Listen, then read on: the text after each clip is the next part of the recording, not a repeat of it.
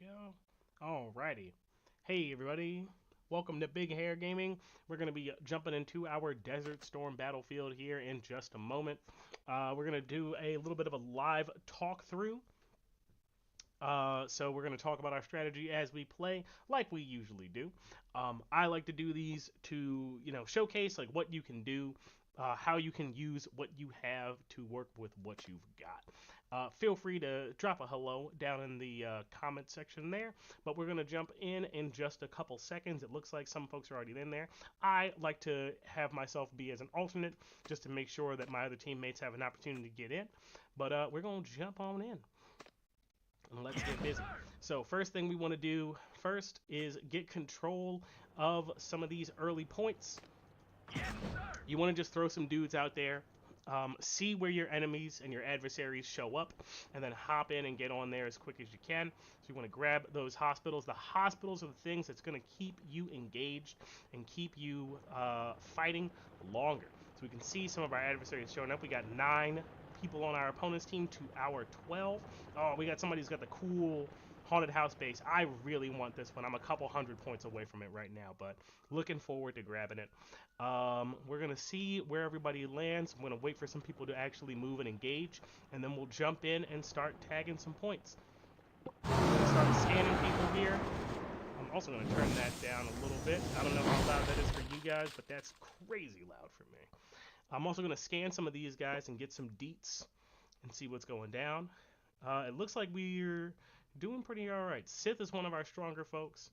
I'm seeing some of his teams bounce off, so I'm willing to bet that guy is pretty strong. We're going to do the same thing. We're going to scan Luffy over here, and I'm going to jump in on this point over here. I think both of my teams have arrived where I want them to be.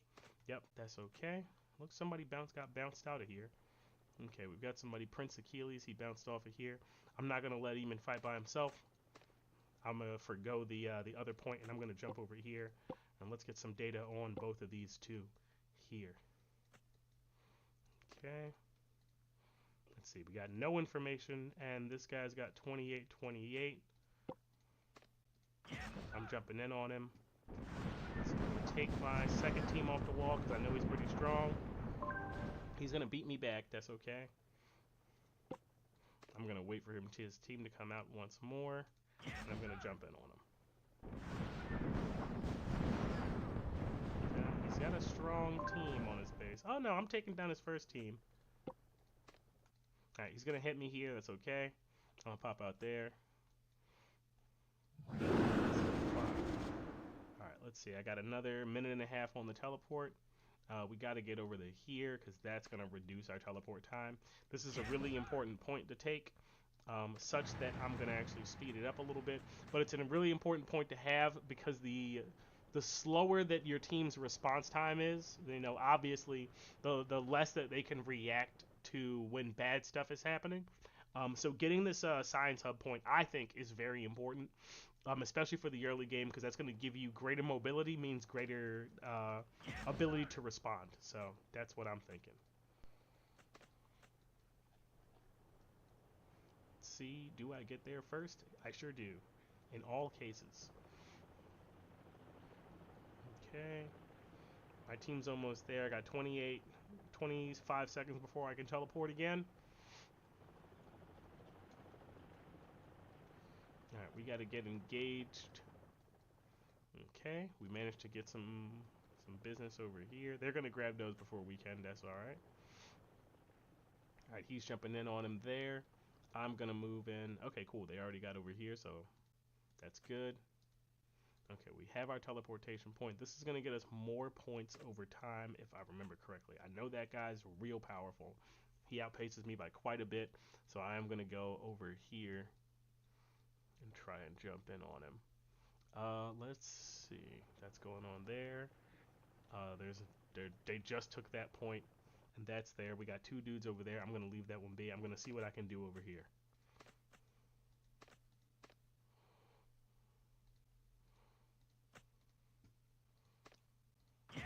I should go in and check his power, but I'm just going to send my team in and hope I can bounce him out. Ooh, uh-oh. That's bad. Yeah, both his. If I bet ricocheted off of his team and barely did any damage, that means he's way. Yeah, he's way more powerful. 42 million. That's rough. Alrighty. Okay, he did leave, so that means we can take this. Yo, thanks for the subscribe, Will. Glad to have you. So we can take this. So that's fortunate for us that he just up and left. We're gonna grab all these little boxes here. But yeah, there's an opponent on our enemy's team with a power level of 42 million from one of his squads, and that's very bad. I don't think that we have anybody on our team that can contest that kind of power. And my what what do we do to deal with that kind of thing? What do you do? You're just gonna have to. There's some people coming from quite a distance away. I'm not really concerned about that. That guy's coming in. Oh, that's the same dude. Okay. Well, he's gonna beat me out of there, so the logical thing to do is gonna be just pull back my troops.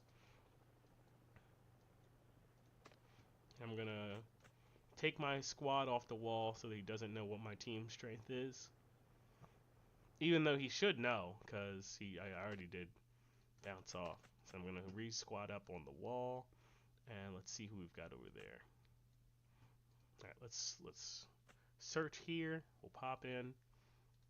Both of the hospitals are grabbed over here, which I do not like to see. What I'm gonna guess is that the really powerful dude on their team is gonna try to hold every hospital on the map, or 3 out of 4 hospitals, which they should be able to do because they're just tremendously more powerful. And yeah, like we can't get off of this guy, so he's real strong. Let me see. I'm just gonna share that. He's way too powerful.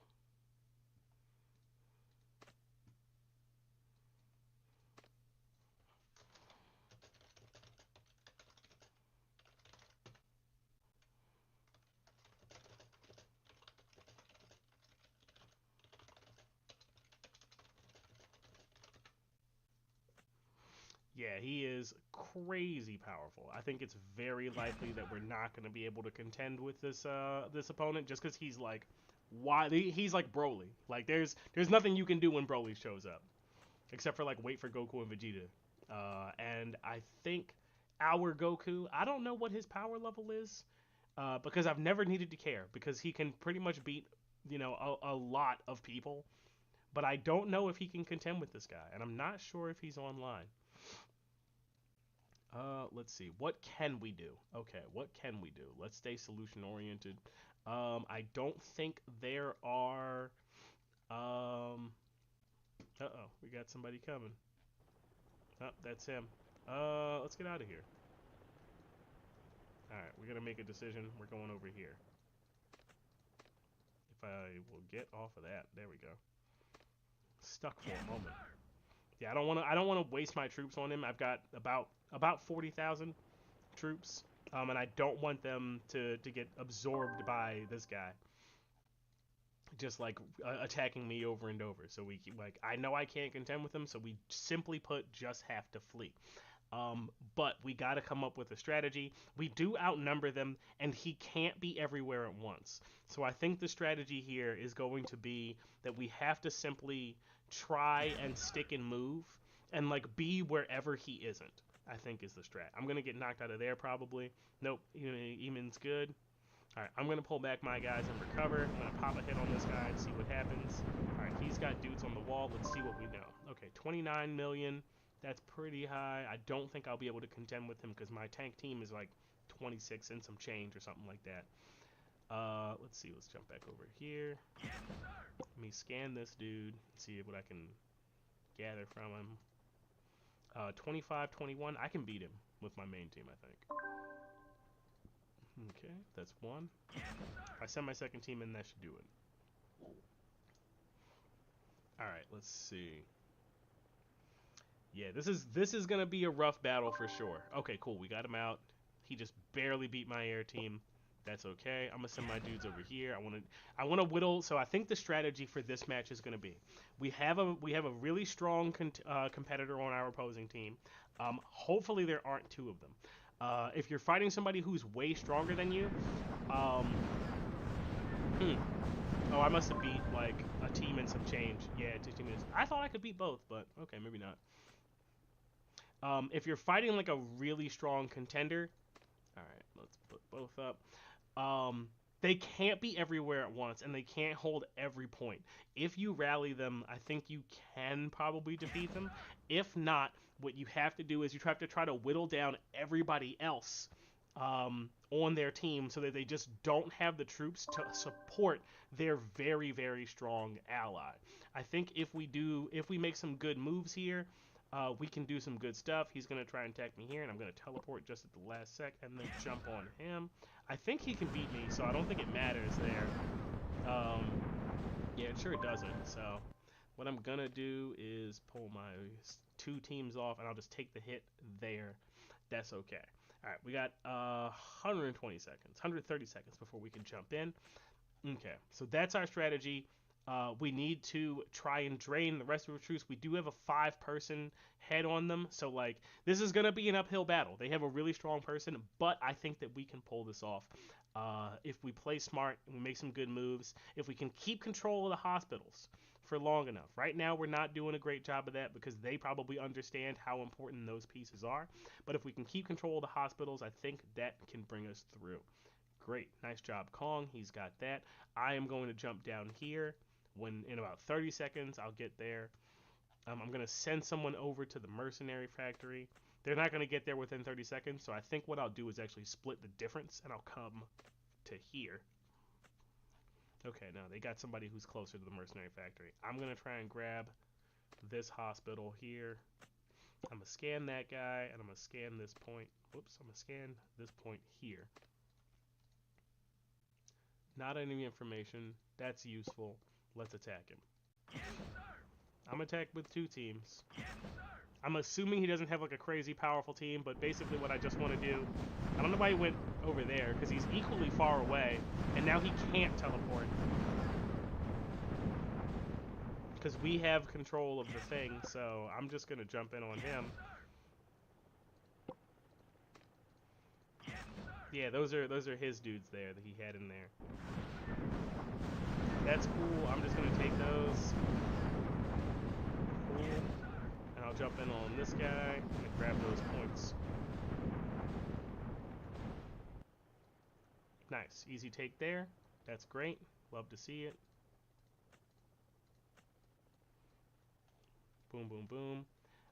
Let's see. I don't think I can grab that from this dude. Let's check his power level, see what the scouter says. And then we need to peep up here. Okay, we got 2 on 2. They're doing all right. Likely that one really strong guy is going to be up here. That's fine. I think somebody's scanning me. Whatever. Okay. Did I scan this guy? I believe I did. Luffy. Here we go. Dang. Strong air team. You hate to see it. I've yet to get my air team up. I've got like 100 and... Ooh, man. Okay, let's get in on him. I've got like a 1,500 hero shard grind before my air team is all 5 stars, so quite a lot of work to do. But let's see what we can do here. Prince Achilles, I believe, is pretty strong. I don't think I can contend with all these people, so I'm gonna jump over here and we'll see what we can do. Because there's 3 dudes over there, and I can beat like a couple of them, but if I let all 3 of them just attack me just to see what happens, quote unquote, I'm going to lose all my troops, and I'm not going to be able to do anything for the rest of this match. So I got to get out there and start trying to get some numbers on the board. So we're going to grab these 3 furthest from us currently. He's going to jump in. I'm going to pull out because I know he's super strong. He's got that strong boy banner, so got to get out there. Got to get out there. Okay, I think somebody's scanning me. Okay, beat me to that one, and I didn't get my last one off on over there, so that's rough.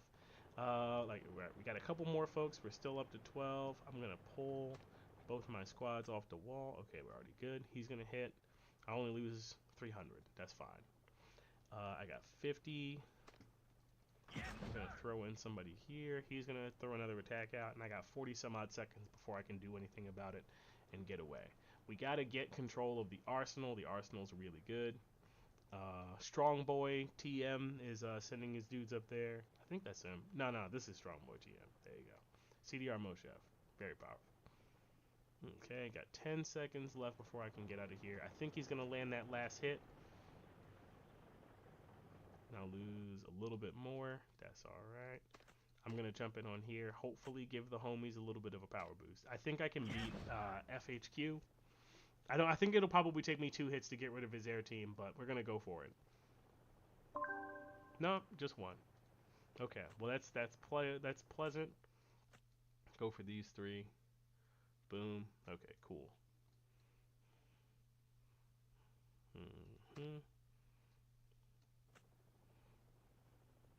He's gonna come in. I'm gonna come back to defend. Ah, he got me. Okay. Yeah, I was down on low health there. All right. Let's see. What do we do? All right, we're still up in terms of personhood. We still have 15 minutes. Like, it is rough, but we can conceivably turn it around. This guy's real strong. I guess they have a second very strong teammate here. I just saw 2 of my allies bounce off without doing much damage. Just Black JK. Let's see.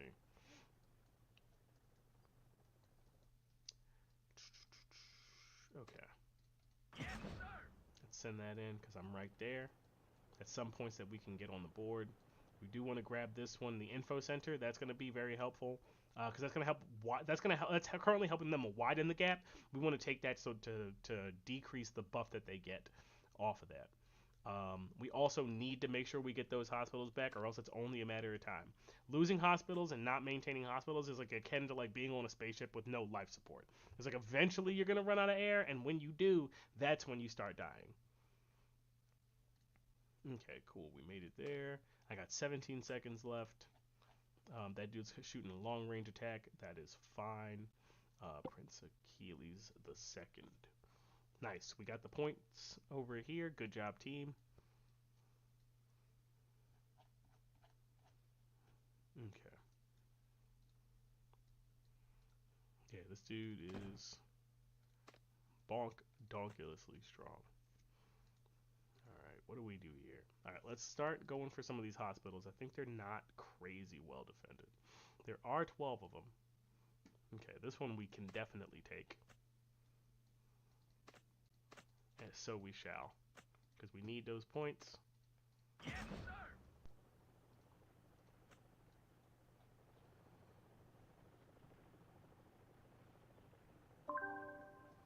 Got him out of there.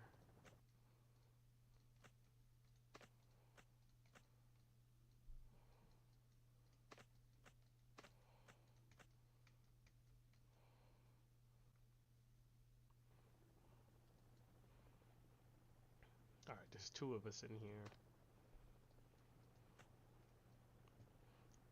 Rolf. I think this might be GG because I'm running out of troops.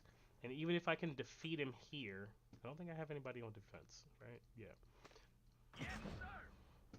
Let me see, what's his power level like?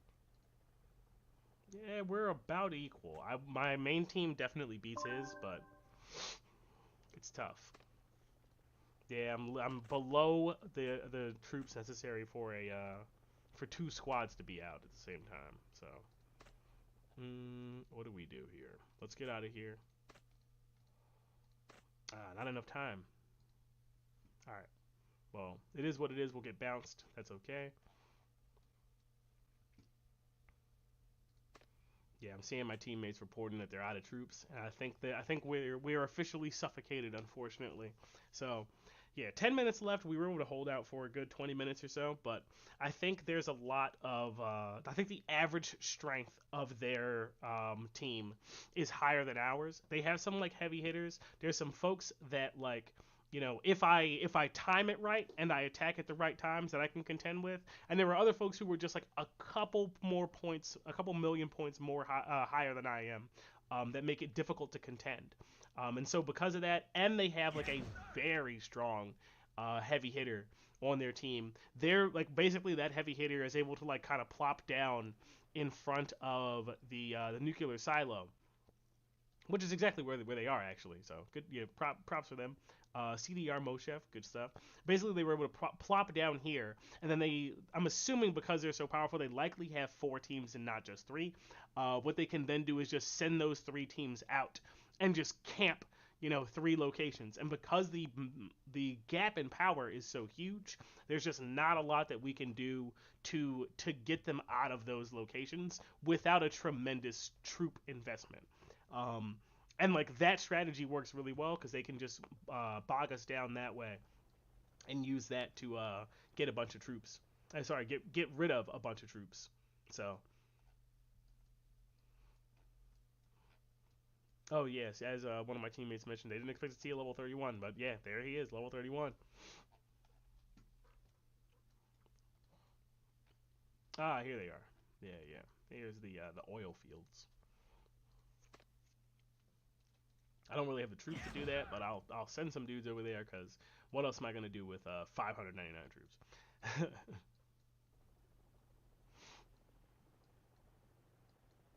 But yeah, good match, good game. Rough stuff. Basically, the next like 9 minutes of this is more or less going to be a wash. Um, but later this evening is the first day of the Meteorite event. If you don't know anything about that, that is a cool event that we have coming up in the what I guess this is the celebration between seasons 2 and season 3. This starts in just under an hour for me. I'm really excited. I think this is going to be a lot of fun. I've watched a little bit of videos and kind of read some stuff online, so I have a little bit of an idea of what to expect. I'll be doing a video guide on what to expect for this Meteorite Iron War. And once I get engaged, I'll be able to speak to some of the strategies and stuff that I've seen online, and also probably develop a couple of my own. I have some ideas on what I think will work, but we'll see what happens. But I am gonna live stream this in 48 minutes and 40 something seconds. So there'll be like a brief little period. I got some troops to build. I gotta eat. Um, but there'll be a brief little period where I'll end the stream after this and kind of do that stuff, and I'll jump back on. And so if you're not engaged with the Meteorite event yet and you kind of want to see me fumble through it for the first time, feel free to join and watch in that. It's also coincides with the VS challenge, and there's like 10 minutes before the Meteorite thing works. So I don't know how that's going to work, but we'll see. I'm still going to try to go in and get my enemy buster chest because that's what I do. I am a very aggressive uh, player here, so I tend to go for lots of kills there. I actually don't know how big that number is relative to other people, but I do the battle day like every week, and it's kind of my main thing. So I go in to get a bunch of those kills and go for it. So that's what I'm gonna do. I'll stream the VS battle, and then we're gonna go straight into the Meteorite Iron War. And I'm gonna figure out what the heck is going on with this, and then you'll see a video about it a little bit after. But that's the plan. I'm probably just gonna chill out of the battle here. I've got like functionally no troops, and it looks like they did not want to let me just mine. Well, not mine, but gather. What is this? Oil? Yeah, I guess oil. Gather oil or whatever we're doing here. But yeah, I'm gonna probably go. I'm just gonna go ahead and end the stream, or maybe I'll just leave it up and just hang out the whole time. Um, but we'll go through the we'll go through that Meteorite thing and we'll see what's what.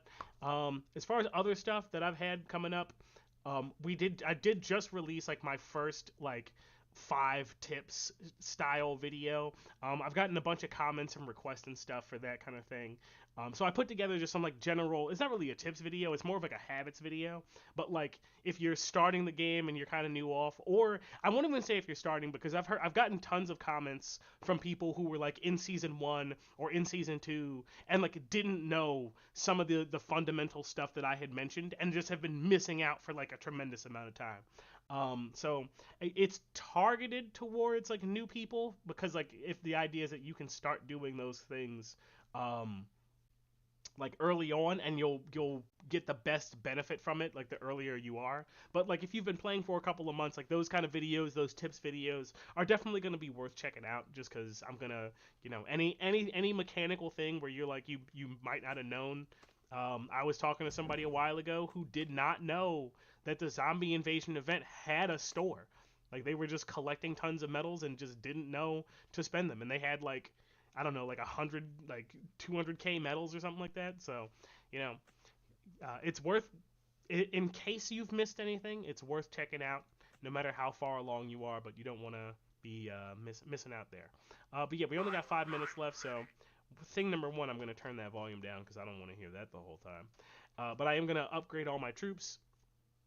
If you haven't seen this strategy before, feel free to check out my other video where I kind of walk through what the heck is going on here and why I'm building level 7 troops despite the fact that I have T10s.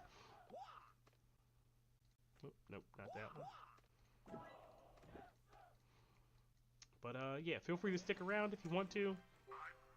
I'm just gonna grab the results of the end of the battle. We'll see kind of where we shake out. We got 300 troops, so there's nothing we can do there. There's my team's not missing out on me doing anything. I knew once I was below a squad's worth of troops that it was pretty much GG, and like the I'm out of troops messages started rolling in.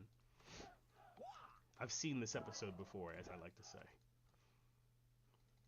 but I prefer seeing it when it's my enemies.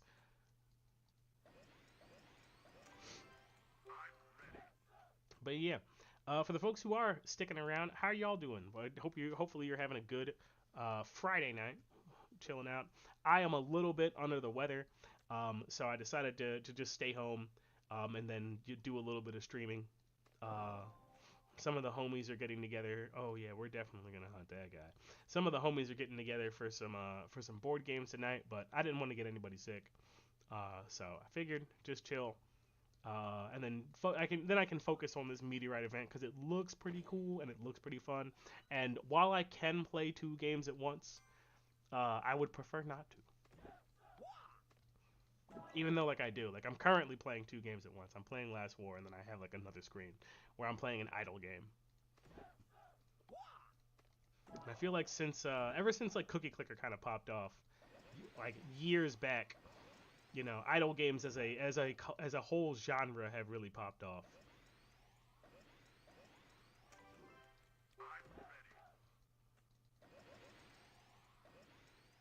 Yeah, one game I've been playing a lot of recently has been Barony, which I did like a little like game showcase thing of a while back just for fun on like a Saturday or a Sunday.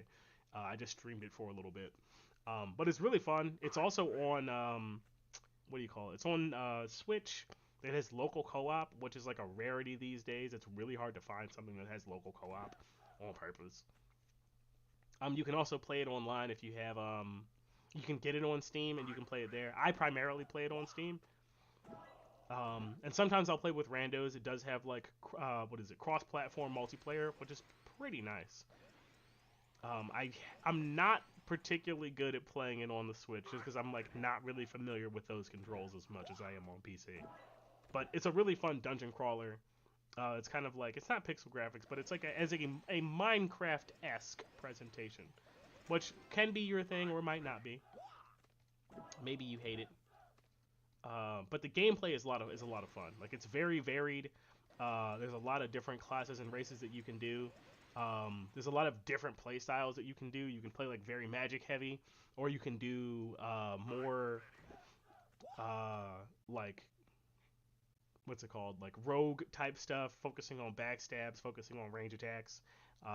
You can kind of do a mix of things where like maybe you're like very melee focused and you just kind of focus on healing and buffing spells and that kind of thing.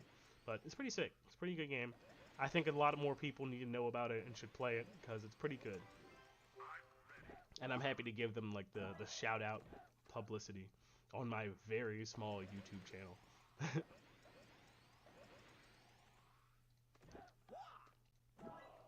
But yeah, if you're this is the grind of what somebody who usually gets #1 on what is this, Thursday?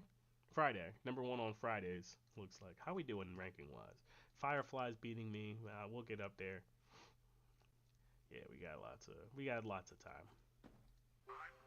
Well, we got lots of troops. I'm probably gonna run out of 1 hour speed ups. Yeah, I get a lot of my 1 hour speed ups that I get from the honor campaign, and I just use them here. So like the shop that's in this guy, like basically all of the speed, the 1 hour speed ups here that I get go straight to this strategy. Um, and it used to be enough, and then I expanded how many soldiers I can make, and now it's like not enough anymore, which is kind of disappointing because it basically kind of means I'm always in like a little bit of a deficit eventually. So I just have to hope that I get enough digs that the 5 minute speed ups will see me through.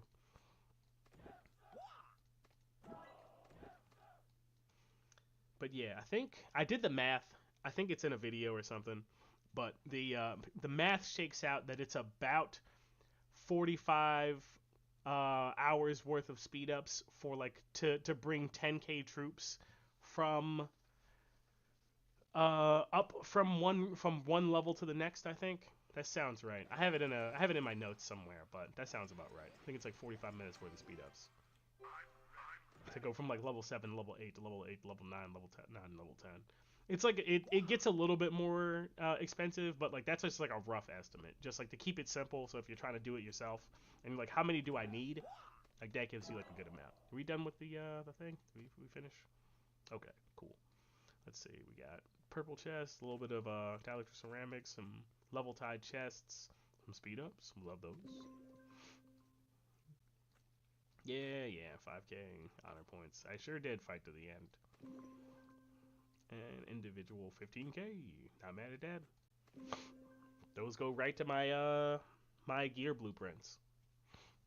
Hey, top scorer and capture points. We love those. Hey, I'm number 2. Nice. Yeah, I feel like that was mostly just like I was able to grab some extra capture points. Sith Lords, he's our what is it? War leader, warlord. I forget what the term is, but yeah, he's putting in the big work. Soon, I too shall be strong. Oh yeah, we got a 3v3 brawl. We got some zombie stuff. Sick. Honor points. Yeah, make sure. A little quick tip for you while you're here. Make sure you're playing. If you're in the 3v3 brawl, make sure you play it every day, at least 5 rounds, because you do get 700 honor points for that. And that does add up, especially because you can play it every day. So what is that? 700 honor points times 7. It's like 49, almost 5k honor points. Pretty good on a scale from 1 to good. But yeah, for the folks who are here, where are you guys at in your last war journey? Are you in season 1, in season 2? Are you beyond where I'm at, which is the celebration season 2 zone?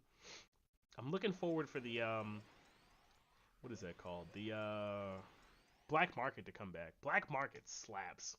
Like you can get free stuff every day. Yeah, such a good time. It makes me wish that if the fact that the celebration range like wasn't a little bit boring, um, I would definitely want the black market to be around, but I understand they want the black market to kind of be like its own little special thing. Oh, yeah, we got Ian here. He's in the first week of season 1. Yeah, definitely. Um, so I have more tips than I can mention here. But let me see. What would be some of the big ones? So I guess number 1 is I have a whole series covering like basically everything there is to know about season 1 and a bunch of strats there. Let's see. Some good tips for season 1. I guess like how strong are you? Are you kind of like at the front of the pack for your alliance, Ian, or are you more like middle? Where are you at? Because that'll give me a then I can give you some real solid advice there. Yeah, I'm ruminating on season 1 and season 2 because they just did the survey for season 2. Oh, thanks, man. I'm really glad you're enjoying it. Yeah, man. That's why I make them. Is that like I think the game's really fun, but I don't think they do like a really good job of like because of the nature of like you go through like season to season and you kind of push through. Like you learn a whole bunch of stuff and then like you don't really have the opportunity to like do anything about it. Like you learn a whole bunch of stuff about season 1 and then you're like, well, that's over, so I guess I keep going. And I wanted to make sure that folks like had the ability to learn from my mistakes, so that's why I make them. But I'm real glad to hear you're enjoying them. Oh, nice. All right, cool. Ian's in the top 4 alliance. Tanks with a few gears, 16.7 million power. That's pretty good. Air team, nice. Yeah, so I'll say, yeah, you're in a real good position there. Um, like it's hard to like I don't know what like your power level relative to your server is like because that's gonna shift depending on who wants to spend money and how many of them there are, that kind of stuff. I don't have that kind of data. But what I'll say is like you have the option in season one. um oh yeah, I became an R4 for my alliance in season one, and it's a very strategy heavy time to play the game. Like there's a lot of stuff that you have to engage in. Like you need to decide who to attack and like when is the right time. Timing is really important, like in many things, distance and timing of just like knowing when to go and who to go against. So if you're helping your R4 kind of decide some of those things, some stuff to keep in mind is like what's the home country of the server or the alliance that you're attacking. Knowing basically like, oh, our like most people will be around it at reset, but like is it better, like is it 4 a.m. their time when it's like lunch for you guys? Because I'm like, maybe you can get a lot of people if it's like, oh, okay, cool, like at 12:30 or whatever. Like if you're let's say like East Coast U.S. time, like at 12:30 or whatever, you're gonna jump on and try and take over a stronghold or something. Um, like that could be really useful information. But if it's like, oh, we're gonna try to jump on at lunch, and maybe there'll be a couple of people around, and maybe there won't, but that's like 8 p.m. for them, like that's a terrible time for you to attack. So like knowing those kinds of things is very useful. Yeah, they said very full on strategy, what strongholds, the culture, how to capture, how to deal with crossover battles, diplomacy. The diplomacy part is probably one of the most volatile parts about it, and it's something that I kind of talk about like in very big generalities on the server because like everybody's got a just like a radically different political climate, so to speak, on their server. So it's like some servers like mine, I think, are relatively well unified, where like we kind of planned out for like season one and season two, where folks were gonna go a little bit more so season two than season one. I think we kind of had that under wraps. And it was a little bit of fighting for season one in terms of like taking territory and that kind of thing, but it was like a largely kind of agreed upon thing. Where like other servers are like straight up Wild West, where it's like, yo, you get the territory that you can take, and you hold the territory that you can hold, and that's it.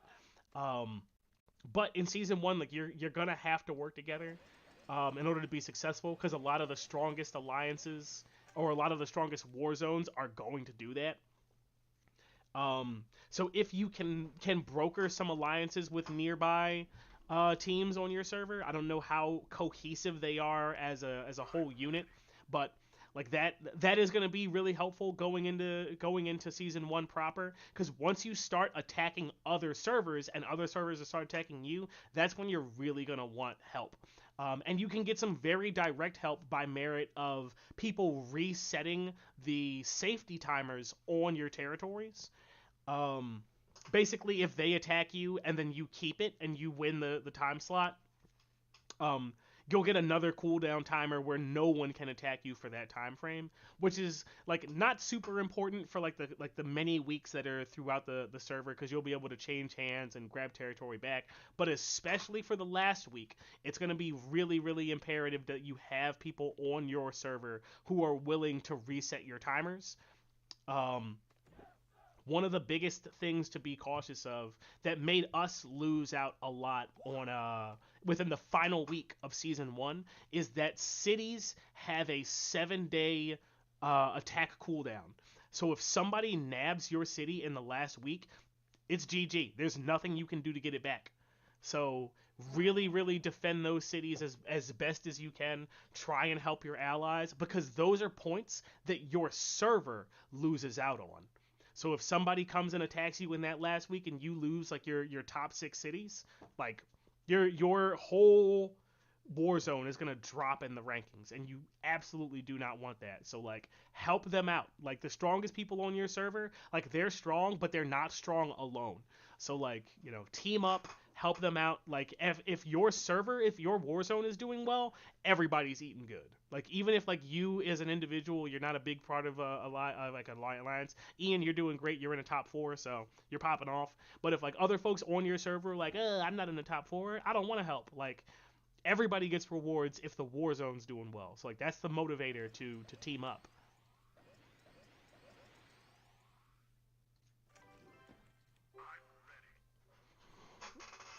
But yeah, there's a bunch of stuff for folks who are in season 1, season 2. I think I have like one or two more season 2 videos to finish off before the series is done. Um, what I'll probably do is include the Meteorite stuff and the post the season 2 celebration. I'll probably include that within the season 2 guide, just because it's not season 3, and I don't want to make another sub guide for like like a thing that only has like 3 videos in it or whatever. So I'll just include it there. But yeah, I've been ruminating on like reflecting just on seasons 1 and season 2, and season 2 is just like so much better than season 1. Um, I don't know if they've modified anything for season 1, but the season 1 mechanic of like the virus thing was like just absolutely like not well. I would say it's like not well executed, and the reason I say that is like, one, I'm somebody who like plays a whole bunch of video games. I've been a gamer for a long time. Um, but like the mechanically it just doesn't really shake out. Let me see. Ian said, "Thanks, man. Good advice. Most of it sounds rather remote for me now because I haven't started any of those crossover war things. Yeah, yeah. Right now, oh yes, because your first week. So like that, all that stuff is gonna be. I want to say it's like week 4 or week 5 is when that starts to take effect. You have like 4 weeks or so, maybe 3 weeks, to work your way towards the center capital, and like that's basically just like a mad dash. Up until now, you've been having capital wars pretty regularly, and so the server president control was able to change rather frequently.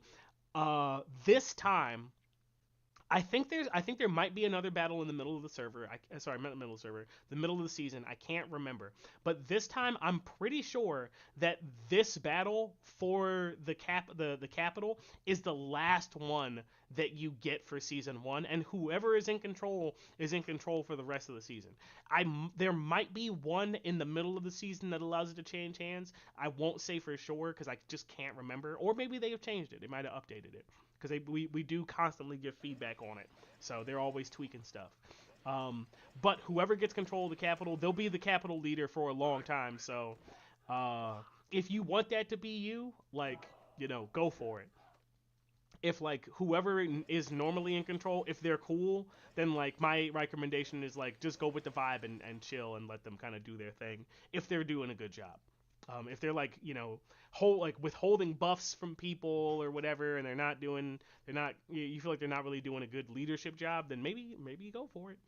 But it's also kind of one of those things where you shoot for the crown, like you can't miss. So if you're confident, go for it. If not, maybe not. But yeah, definitely get the resistance up. What I forget what it is, the battle pass or whatever it's called, or the weekly pass. Yeah, grab the weekly pass because that's gonna help give you a little bit extra resistance. And what we did, because we were pretty strong, and you're probably capable of it too, is that you can start to push and take territories before you have like the minimum resistance requirement. It Excuse me, hiccups. It will cost you some troops, and you'll only be doing like, you know like percentages of damage of like, oh, like with like the 5 strongest people in your alliance, you might be doing like 4% damage or 2% damage or 5% damage or whatever. So you're gonna spend a lot of troops doing it, but like getting territory faster is gonna help for sure. Let me see.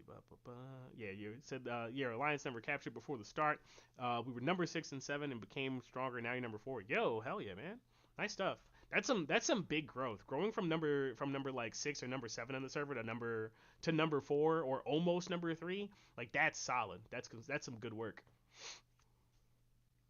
Oh, nice. That's good stuff. Yeah, y'all are putting in the work. Y'all putting in the work. Capturing level 3 stronghold within 5 days season 1. Nice. Yeah, it sounds like you guys are like right on schedule. That sounds good to me. Yeah, Kim's exclusive weapon, like absolute game changer. And once you can get that baby to level 10, yeah, chef's kiss, chef's kiss.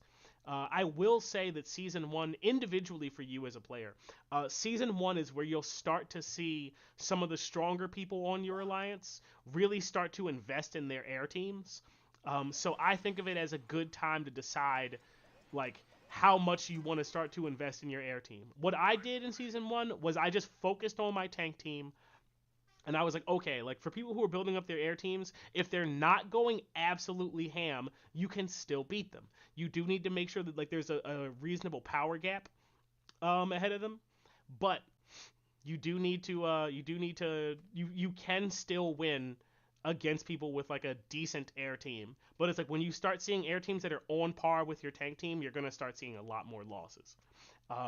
For me, like that's kind of where I think we are now, where a lot of folks who have been investing in their air team a little bit longer than I have are starting to get the dividends from that. Where like stuff like teams that are on par with my tank team, I'm gonna lose, and there's like not that much I can do about it. But when their air team's gone from their base, guess who's popping off? It's me. Um, Let me see. Ian said, "How many weapon shards do you need to bring the level up to 10?" I don't know. It shifts slightly as you start to upgrade them. Where once you get to, I'm not sure if it's like level 5 or level 6, you'll see the amount of investment you need per upgrade level goes up. I think it starts off is that you need 20 exclusive weapon shards, and at some point that will bump up to 40. Um, and then it will go up to 60 like you see here, but it continually goes up, which is part of the reason that I'm like not super hyped to push all of these exclusive weapons up to their maximum level, just because I know like that's just like a big money sink. Like it's a great power increase, but it's a big money sink. Let me see. Ian said they have already moved to air somewhat. Their tank's not fully 5 stars, but that's fine. I agree. Diva's to 5 stars. Let's go. And moving Lucius to 4 stars first, then Carly. Missed the battle pass. Yeah, that's fine. That's fine. Um, yeah, getting Diva up, like you will have the opportunity to get her. What's it called? Grab the battle pass, the get the weapon shards for her in the, what is that called? The black market in the in between seasons. So you will have that opportunity coming up like eventually. So if you miss out on anybody, like you're not gonna miss out forever where you won't be able to get their shards. Eventually, like you do start getting generic weapon shard items that you can use for any character, which is nice. Let me see. Pat Young said their main squad is 25 million, tank squad exclusive weapon level 20. Nice. Pretty good for Kim. And then Murphy's level 11. Yeah, right now I have my Kim at level 10, and I think I got my Murphy up to level 10 as well. Level 8. So yeah, he'll get his boost soon. I just need a couple more shards. I actually forgot to upgrade the his weapon shard. Dang. All right, but yeah, he'll get it next week. That's fine. Good stuff, man. Yeah, good stuff, Pat Young. Yeah, I started to put more investment into my air team because I want to start to bring them up to kind of bring them into. I don't know if I want to bring them like equal to my tank team. My philosophy is that like when you choose to focus on something, like focus on it.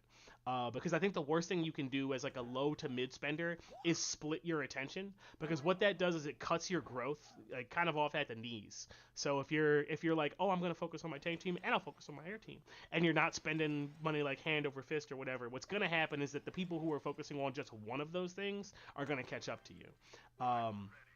So my recommendation is like, go ham on one particular, like whatever your vector of investment is, like go ham on that investment.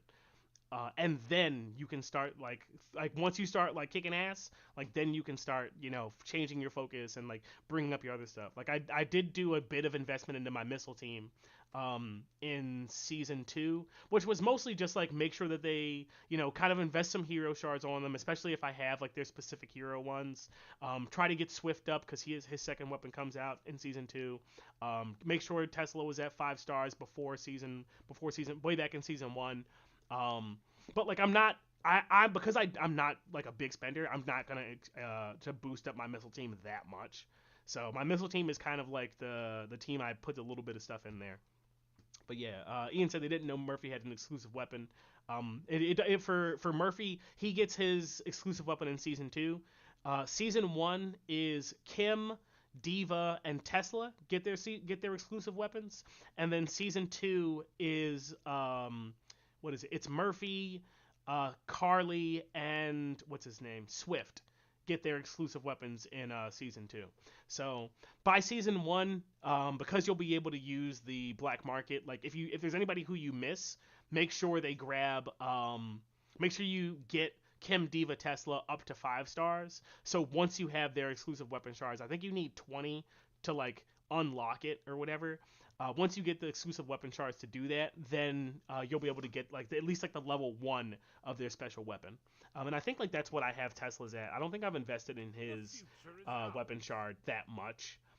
Yeah, because I haven't been getting his exclusive weapon shards, and I don't want to use my generics for him because simply because I'm not working on my missile team. So there's no reason for me to work on his exclusive weapon other than just like getting it to level one. And I probably had enough of his exclusive shards to get up to level two, and that's where he's been since he got it in season one. The reason I focus on tank is a little bit because tanks are cool and I like everybody in the tank team.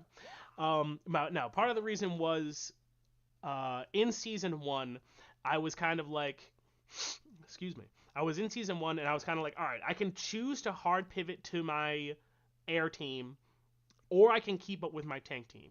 And basically, where I was like, okay, I have like a couple, like I have my Kim at 5 stars. I think I had Stepman at 5 stars, or maybe Williams. I don't remember the order anymore. It's been a long time. But I had a bunch of folks at like a reasonable level for season one in the tank team, and the simple answer was like you just need a lot of shards to get folks to 5 stars. So like everybody on my tank team is finally 4 stars, but it's a 500 shard grind to go from 4 stars to 5 stars. So I need 1,500 shards to get everybody to full 5 stars for my air team. And so like that was like honestly like the limiting reagent of I was simply like my tank team that I am currently investing in is like was at the time still not fully 5 stars, and I'm like, all right, we like I gotta keep going ham here because like I still need to work on the skills for my air team. I still need to work on getting their stars up. I still need to get gear for them, and it was just like there was a bunch of stuff I needed to do that was simply just going to take time because like I'm not gonna jump into the shop and buy like the weekly deals like for the boxes and stuff like that. Like this is $100 a pop for each of these things. So like I'm not gonna do that. Or some of these are 50, but I'm like I'm not gonna do that. Or I guess maybe just this one's $100, but like a lot of these are like $50 for a lot of these big growth things. Don't buy stamina. Stamina's the worst one. And I wasn't gonna do that, so I was like, okay, well, what can I do and still like keep my spending to like a reasonable amount? Like I don't like I've talked about like how much like what my philosophy is as a low spender and how I treat games that are free to play. Um, yeah, Pat Young said they created a free to play account on their another game or another server to correct all the mistakes in their main account. I know the feeling. What would I have done differently if I could turn back time? Um, I probably would have put some shards into air earlier. What I would have done was I would have put a couple of shards into what the fuck is his name? Lucius. I don't know. I don't know where this CI is, but I probably put some into Lucius a little bit earlier because the reason I held off on investing in my air team as long as I did was I was like, I'll probably get like I was like in season two is when we'll probably get some Lucius specific shards, and then I'll be able to pump some energy into him. Because before I was just like, okay, I got my diva is diva, so like she's getting fed, and then I started to work on what's her name? Not Skylar or Shulker, whatever however you say her name. What's that other person's name? Hold up. Yeah, Carly. Because I knew Carly was coming up. Yeah, his energy damage reduction is a baller. But because I did Carly first over him, because she got her because I was going into season 2 and she gets her exclusive weapon. Hers is up to level 10 and I kind of stopped there for now. But I was like, okay, let me get her up, and then like I'm like, I know Morrison is like absolutely donkulously powerful, like he's crazy good, and his skill counters air and tanks pretty well. Murphy is a foil for Morrison, so like he's not like there, like he's not completely like just dunking on tanks all the way. Like he does have a counter there, but his skill is like super duper powerful, so he's really good. But I started working on my like Carly on my air team first, and then Morrison, and then Skylar or Shulker, whatever. And then Lucius was like actually the last one I started to invest in, just because like I wasn't getting Lucius specific shards. Um, so like I was like, oh yeah, eventually they'll show up, and they just simply don't. So if you're waiting for like getting some specific shards for him or getting boxes or whatever, like it's not going to happen. Um, so just invest in them, invest in him when you're ready to. Pat Yong said it's good to be an air main. He's faced so many air that can beat tank. Yeah, that's definitely going to happen, and you'll also start to see like respectable air mains come around in like mid season 2 and like late season 2. Like now I'm starting to see people's air investments really start to pay off, and they're actually contending with my tank teams. So now what I'm starting to do, excuse me, is put some time into. Oh, let me jump in that. That's for sure. Is put some time. Wait, no, my air team. I don't want them to go there. Whatever, it's fine. Now what I'm starting to do is refocus a bit more on my gear. I've been building up and getting some more gear blueprints, so I've been doing that. I had what I did for a while was I focused on where is he? Oh wait, let me grab this truck real quick. Was I focused on Murphy's radar?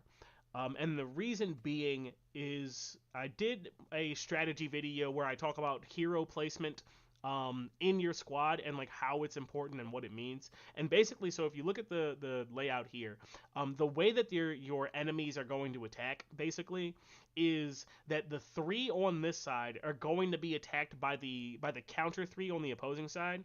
So what happens is like the tanks line gets attacked first, and the tank line is the line that your defending dudes are on. I refer them as tanks because in the conventional um, like gaming verbiage, lingo, whatever.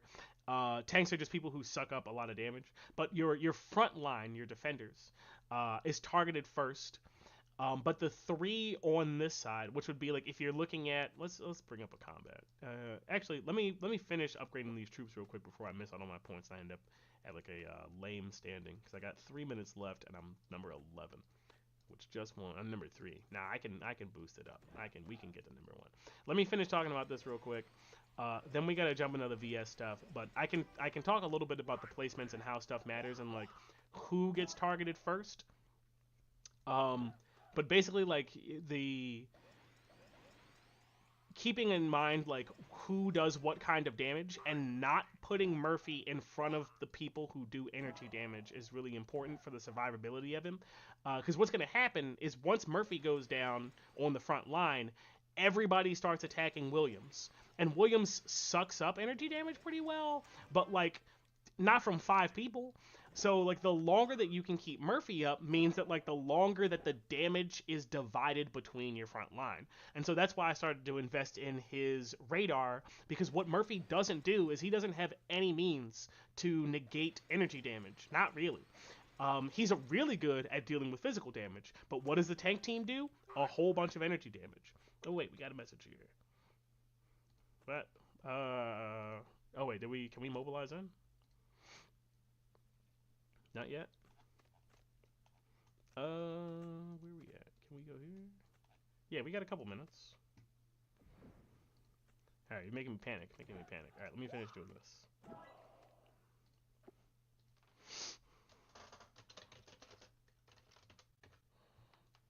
Let me share my location. I'm not sure what kind of where you at that is. I've been talking too much. Yeah, you leave this. We're also gearing up for this missile, not missile. What is it? Meteorite event. Here, we got a minute before this ends. Let me make sure I can get through these last couple levels here. All right, let me lock in real quick. I don't have that many dudes to do left, and then we'll see where we end up. Because I want to see what our ranking is.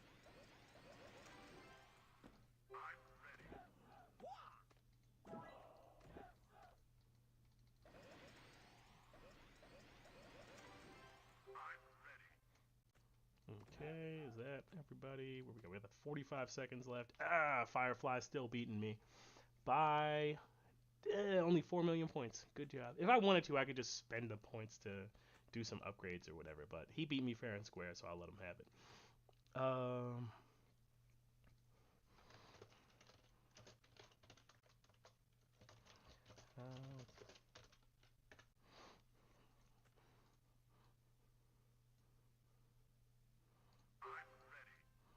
yeah, definitely want that medical boost because that's gonna boost. If you're not familiar with that skill, medical boost is at max level will boost your hospital capacity by 50%, which is pretty good. Because just more people that you can have alive. So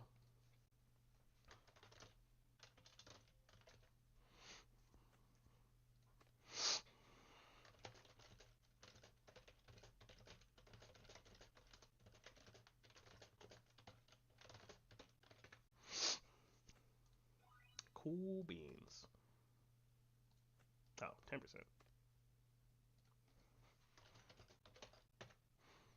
for sure. All right, cool. Cool. Let me peep the comments real quick. So yeah, Ian asked, "What's the deal about the squad lineup? Why is Williams at the right side? Why Kim in the back middle?" So the reason Kim is in the back middle, real quick, let me make sure I don't slip and miss this timing. Reason Kim is in the back middle is because back center is the last position to be targeted.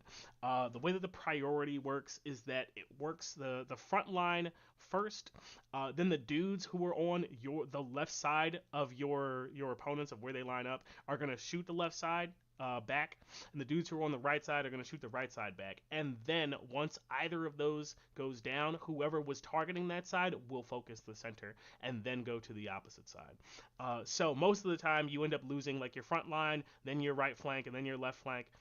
And then you lose the center. Sometimes, depending on how the dice rolls shake out, because like dice rolls being Stetman's attacks randomly, I think if I remember correctly. What's it called? Kim's attack is shoots missiles randomly. So sometimes you might lose your middle point first, but hard to say. Oof, big crack, big stretch. Hard to say like how it'll work every time, but on average, the center spot will be the last spot to go down, and so you want your heaviest damage dealer to be in that spot. Because you want Kim, if the difference between you winning and losing is one more launch of your ultimate, I call the what is it called, the hang on, what is this one? The tactics. I call the tactics skill your ultimate because like when the little timer goes through, it goes off. So if the difference between you winning and losing is one more launch of your ultimate, then like you want the strongest person on your side to be in that spot with the hope that they'll live more than everybody else. So that's why I keep her in the middle. That's also why I have Williams in the front because he's really good at absorbing energy damage. So I want him soaking up like the damage that my opponents, Kim and Stetman, the two strongest people on my opponent's team, if they have a tank team, are going to be dishing out before they start going to both of those dudes. So that's the reason, the rationale there. All right, we have very quick here. You can shield. I can see folks are chatting about the Meteor event. I am going to try to jump in on our opponent and nab some boxes because all you really need, like, there's 5 minutes before it pops off, and all I need is 5 minutes. So, we have battled these dudes before. I think a couple of weeks ago. I think we actually fought them in season 2 for the Soil War, if I remember correctly, and I think they're kind of strong. I'm pretty sure they have some strong people in there. I don't know. I'm assuming that they're also going to be doing the Meteorite event as well. I'm going to do these. I'll deal with this stuff later. I don't want to be distracted. So we'll see how it goes, but I'm not sure what's gonna happen. Let's see.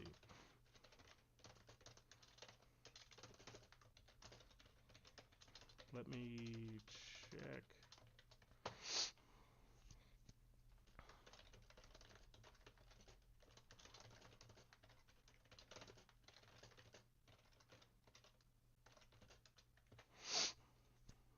All right, just gotta let the homies know what's going down. Okay, we got 49 seconds before we jump in. If this is your first time here watching the what's it called, the live Alliance dual stream, basically what I'm going to do is we're going to jump in. I'll talk about some of the strategy that we're going to employ. Basically, I like to give people who are, low to mid spenders, like the confidence and like the strategies to kind of be successful, even if you're not one of the biggest whales. Like, of course, it is a numbers game, so sometimes somebody's number is just too big and you can't do anything about it. But if you got the strats, then you can sometimes be successful. Yeah, man. Glad to have you here in the chat, Ian. Glad to have you. But yeah, I'm Big Hair Gaming. We do a whole bunch of Last War content and videos and stuff, so feel free to check it out and feel free to do all the goofy YouTube things. Let's see who we got here. What do we got? What do we got? Can I get in over there? All right, cool. That guy's leaving. This might be a bad idea, but we'll see what happens, and hopefully the game doesn't crash. I'm hoping that 5% damage difference isn't the difference between us winning and losing these. Let's see. I don't like that. I'm losing a lot of dudes there.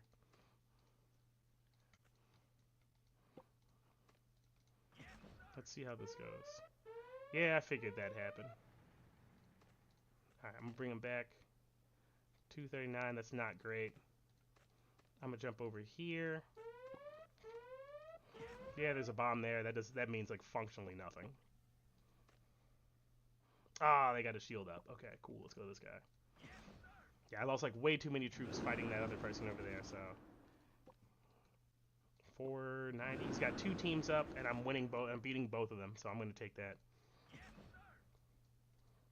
Savage Gang, let's scan this dude.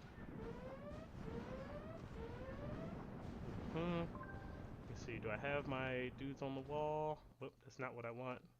That's not what I want. Got 2,000 troops kill. That's fine with me. That's about even. Okay. Gonna start healing up. I'm gonna jump around again. Boop. Ah, he just got his shield up. Dang. That guy's got the good base. Alright, let's boost this up a little bit. I'm gonna see if I can heal. Nice, we got 2k. Use Barella. Alright, let's jump out. Yeah. Alarm's going off. Alright, let's heal up some dudes. I know we got some big hits in on us. It's not great. Alright, cool. We're just shy of our limit here. Okay. We got some folks jumping in. I'm try to quick heal as much as we can. What I might have to do is I might have to teleport away just to preserve our troops for the Meteorite event. We only need 5 minutes. We got a lot of our boxes, but not all of them. Somebody's doing a long range attack over there. I'm not concerned with that. I am going to scan this guy. And, okay, cool. One of my alliance mates put my fire out. That's nice. I'm going to bring that down. Let's heal 400. Yeah, whatever. He's scanning me. Banjo Kitty. Uh-oh. He's speeding up. I just moved slightly. That's comical. Appreciated. Not the teleporter I meant to use, but I'm going to jump away real quick just so I don't get got, because I do need to heal up these troops, and I do want to speed heal. We didn't get all of our boxes, but I'm going to prioritize the Meteor event, because we only have 2 minutes for that. So I'm going to try and speed up through these dudes. We got 8 boxes, which is not what I wanted. I was hoping people would be slightly less active. But those dudes are strong, which is respectable. So we're gonna keep it going, and we'll see what's what with the Meteorite event. If you are in the season 2 celebration, and you're also, or you're right before season 2, and you're wondering what's going down with the Meteorite event, I am too. I've poked around at some other videos, and I've like checked the Reddit and other stuff, and um, I kind of understand some of what's gonna be going down, but it is mostly like I can't really envision it quite well. So I'm looking forward to seeing how things go and how things shake out. Let me see, how many troops have I lost so far? Not awful, not awful. It's like 4,000, but I think that's mostly people who are in the hospital. I also didn't check how many troops I had before the battle started. If you happen to have noticed, do let me know. Because I wasn't paying attention to the menus. I was kind of juggling a whole bunch of stuff, but we'll see. Let me grab these boxes right quick.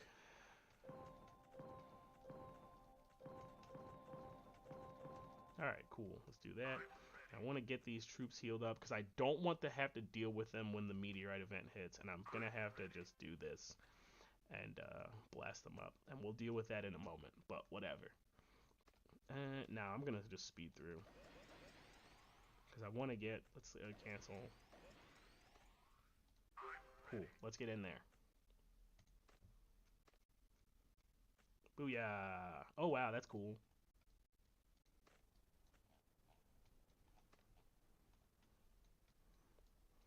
Okay, cool. I'm gonna go like kind of over here.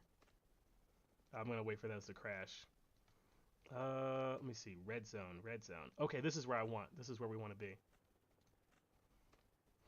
All right. So from what I've read, it's these big okie dokie crystals, which is where we want to be.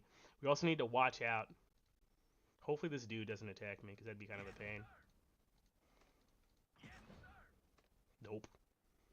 Sorry, bro. I don't make the rules. Hopefully everybody's gonna be focused more so on grabbing stuff. Boom, he got me out of there, but I'm gonna go back. Gimme, gimme, gimme, gimme, gimme. Oh, that guy's got a fancy base. Rude.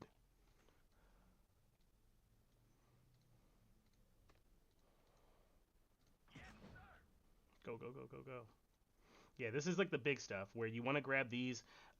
It was suggested that like people probably won't go attacking bases right away because they're just going to be really fixated on grabbing stuff as quick as they can.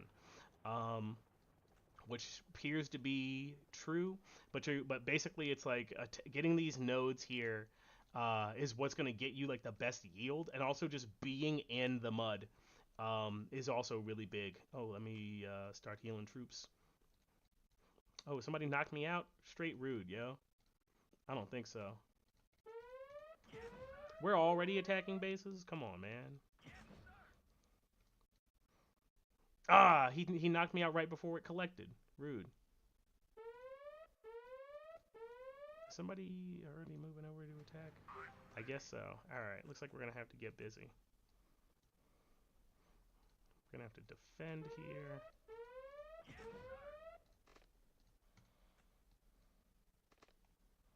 Oh, I'm not doing well there. What do we do? Let's teleport it back.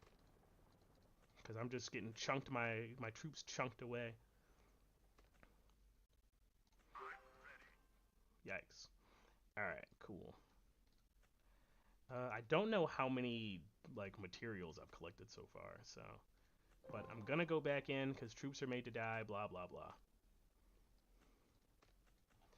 Alright, what I'm gonna do is I'm gonna pull back a little bit to the wider range. Let me see if I can find my alliance mates. They're kind of all scattered, but that's fine. We're gonna go over here. Ah, 2 minutes. Okay, that's what I thought. Alright, let's take that time to heal up a little bit. So what I'm going to do is I'm going to pull away from the center a little bit because like a lot of the big people are going to be here, and I guess they're already going for trying to attack people before, right after or right before they collect, which is kind of smart because the amount of points you get for beating someone right before the collection, or not right before, but for collecting the resource totally is pretty high comparatively. If I didn't have dudes at the base, I would have just teleported away, but nah. You want to be in the mud as much as you can. Yeah, there's some lower people out here. What I'm gonna do is I'm gonna like grab some of these bigger crystals. Let me see. Which one is this? This is a meteorite crystal. That's a debris. We don't really care about debris too much. I'm trying to get a feel for what's what image-wise. So what are the difference between these red ones? Oh, those are ones that are already being collected. I see. I thought they were a different resource. Alrighty. So what I'm gonna do? Where do I want to be? I'm gonna jump in like right here-ish because I want to knock whoever's in there. I want to knock them out and try to grab their stuff. Or we start attacking bases. That's the other strat. Because you can also steal stuff from people's bases, and I don't know how strong anybody is. Again. Alright, we gotta pull dudes off the wall. Alright, yeah, we're still okay. We're still okay. I was hoping everybody would be distracted with the meteorite thing, but they're in here doing whatever, so I gotta be more cautious. What we're gonna do, I am gonna pull both teams off the wall. Actually, I'll pull my second team off the wall, and what I'll do is I'll just heal up for a little bit. But I do got to get out there, so I'm gonna go for a spot that's not too close to the center, in the hopes that we can start grabbing some stuff just so we get out there. And I'll try to keep healing my troops. I got 13 seconds left. That's fine. So we're gonna keep healing.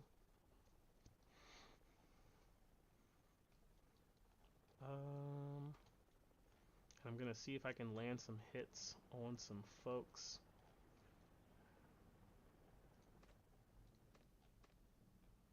Okay, I'll go. Ooh, yeah, he's landing.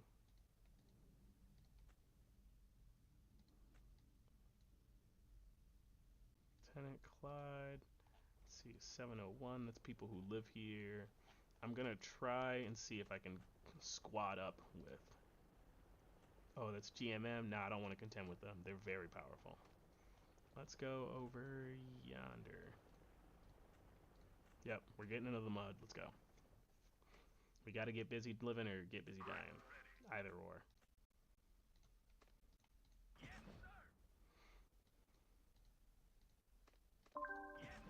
Booyah. Love to see it. Got to get the help. Nice.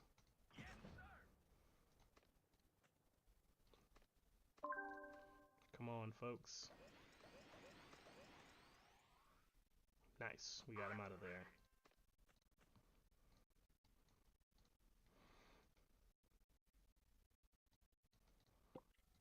I wish you could fix your wall from inside. I gotta do this thing. I don't want to leave the main screen. Ooh, so close. Nice. Where's that guy going back to? This dude? Okay, cool. That means to me that he's not crazy powerful.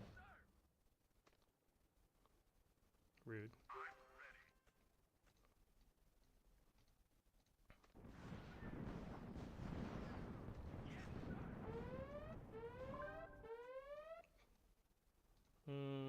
Let's bring my team back.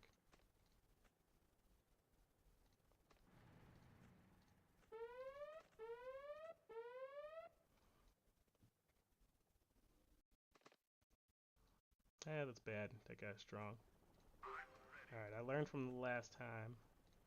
Let's just scooch. He's taking my crystals. Alright, I think I might just have to boost through. Nah, I'm gonna do that. I'm gonna retreat. I'm gonna see. I'll just move. Yes, whatever. The leader, Wi-Fi Val. That's not. Okay, no, that's him. That's an ally. He's from our server.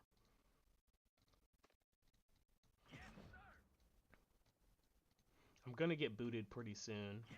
The next hit is gonna knock me out of the zone. Oop.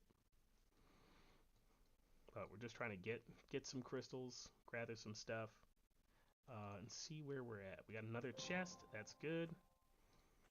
Troops are made to die. Troops are made to die. Meteor strikes. I keep seeing the blue stuff on the ground. It's throwing me off. Because it's allies grabbing crystals. It's not blue crystals. Alright, I gotta start attacking people. You can see how much crystals everybody has. So like you gotta start like dealing damage to folks. I'm waiting for somebody to deal at least one more hit on me so my base will teleport. Or am I getting knocked out of these places, or am I...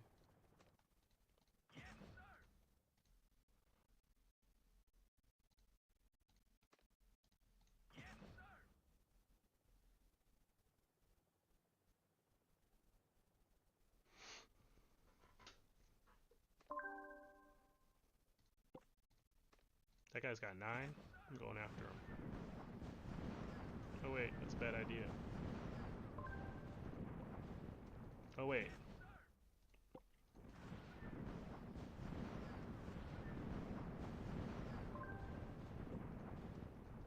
Oh, I'm gonna just keep doing that.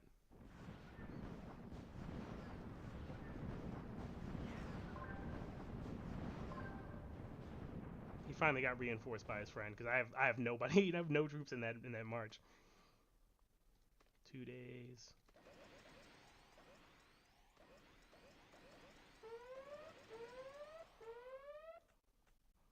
Okay, let me get my air team back. Yeah, bro, that's not happening. Sorry.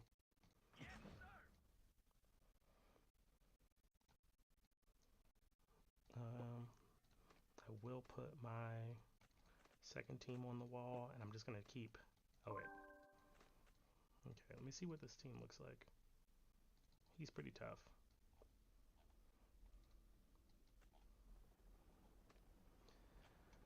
Let me see. That's homies from our server. I don't know why it doesn't show. Okay, when that shows them as white, that's fine.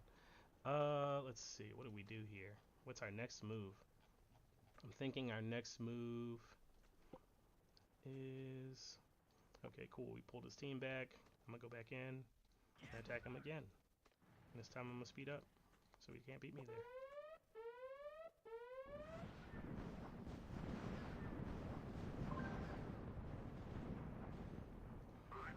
If he hits me, it's fine. I gotta get booted anyway. Okay. Because I gotta regen, so. Alright, let's get back out there. Yeah, we want to be in the red zone. For sure. Let's see, are these... Nah, we're going in over there.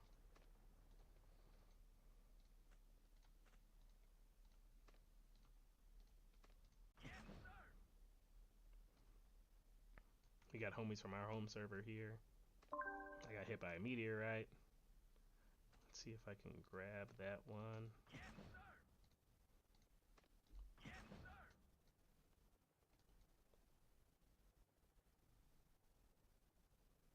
Yeah, my missile team is not going to be able to hold that. But I am going to try and take over that one again, though. Booyah.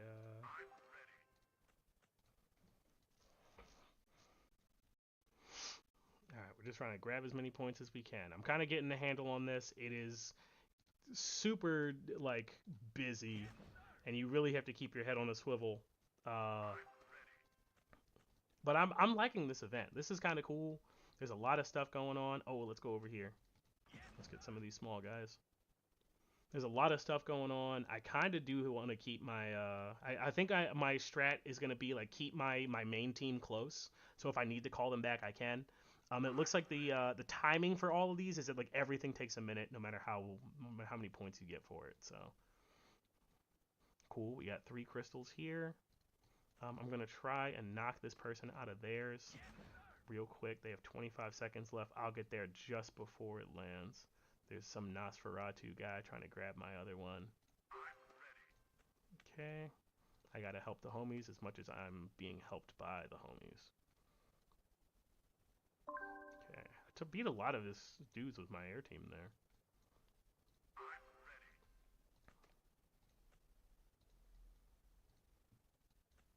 Okay. I'm not gonna beat that guy. Let me see. I can beat this guy though. I'm gonna be a little bit far away from where I want, but that's fine. That's Y5L. Their allies were cool. Let me see. I think I'm gonna scan this dude.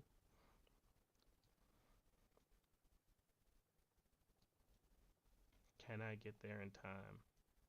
2, 1. Boom. Just in time.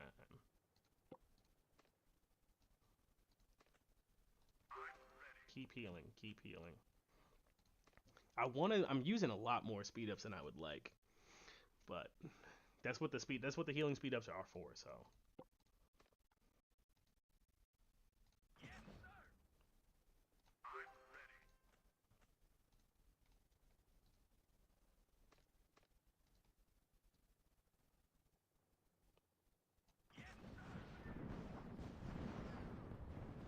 Oh, nah, he's too strong.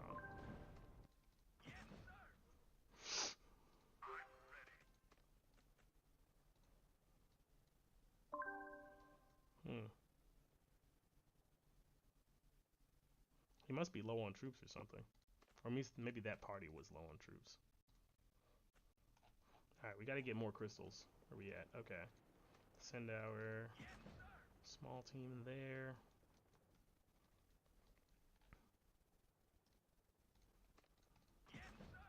Oh. Are we out of troops? We do seem to be.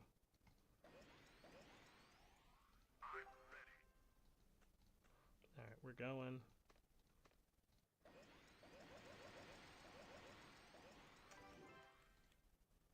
Dang it, too slow. Okay, go over there. Let's see what we got here. This guy's got a decent number of Johns. Okay, we at least know that because we have some neutral people around us. GMM, he's real strong. I'm not going to be able to beat him probably. Their GMM alliance is very powerful. You do get a number of crystals for having stuff in the thing. All right, we're number 16 overall, number 403. All right, and we got 2 more boxes. Love to see that. What do we do in this one?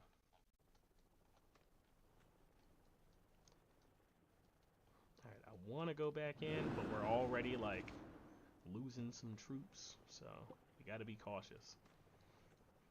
I want to go fight this dude, but he's got his allies there, so. What's the? I don't like this position because there's just not a lot of stuff around us. So I'm gonna move someplace else. I'm gonna jump in. PNW, PNW. Okay, that guy doesn't have much there. Those guys are allies and they're next to each other. Nah, I'm not gonna deal with that dude. He's got the fancy strong boy base. Alright, let's see what's what. Let's see what's what. Ooh, we got some big dudes. Okay, no, those are allies. We can't go in on them.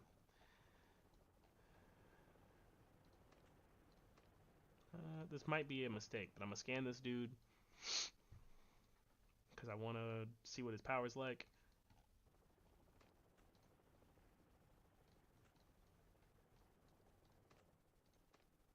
If I move here, I'll probably get jumped.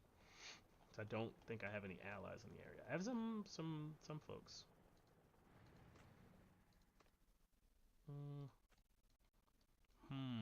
A little bit of analysis paralysis. Like there's so much stuff going on. Okay, we got more rocks falling. We got more rocks falling. Let me see, where am I? Let's go for this.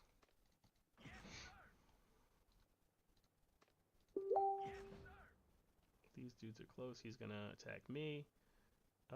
He bounces off. I guess he doesn't have a lot of troops, which is good to know.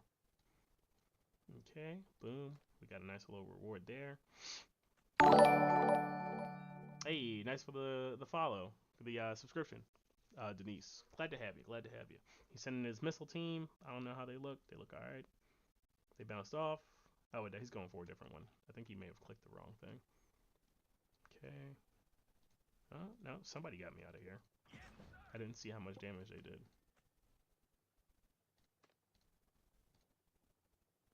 Oh, he's got 33 million. That's not a good matchup. I'll probably end up dying. Yeah, no, that's not great.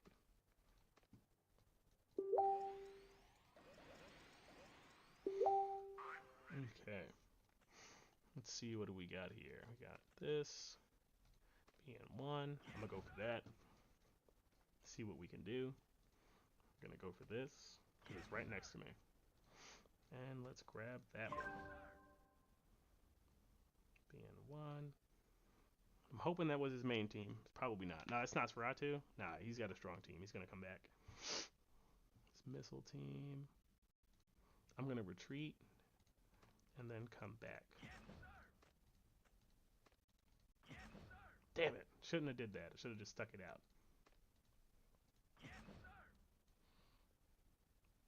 Yeah, he sent his missile team over there. Not gonna do anything for you. All right, we gotta get some more of these big crystals. Who's got this one? BS. Yeah, we're going for it.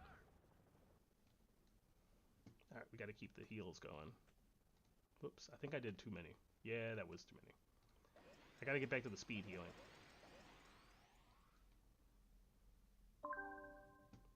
Dang. What's his power level? Basically nothing. We can take it. We can take it. If we get there in time, we can get it.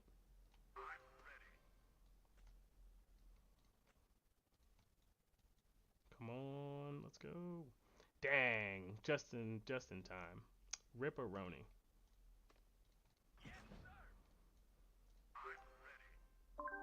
Okay. Got 2,000 kills. Did get our boxes. There we go.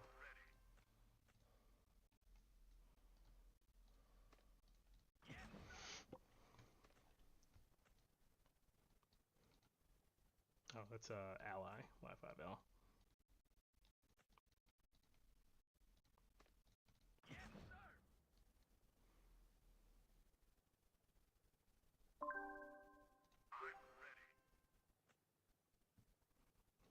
Oh, nice. Lewis the what's that? 14th? Yeah, that's a Y5L guy. Dude from my home server. From a home country. Hey, thanks for the subscribe. Glad to have you here. Yeah, this is the Meteorite event. It is there's a lot going on. I'm feeling it though. I'm having a good time. Oh, hold up. They got that one. They got that one. All right, I'll leave my allies alone. Here we go. Here we go. Let's go to that one.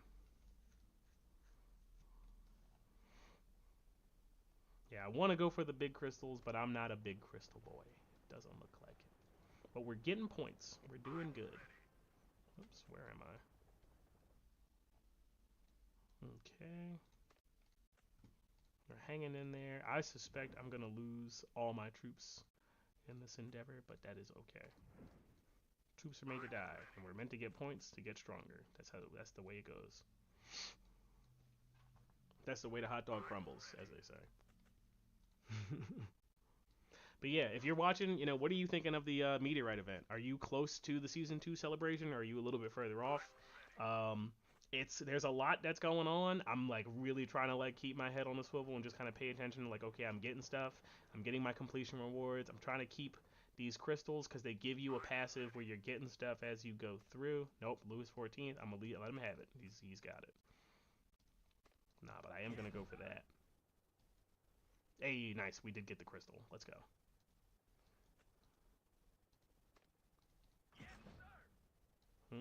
Somebody's coming for me.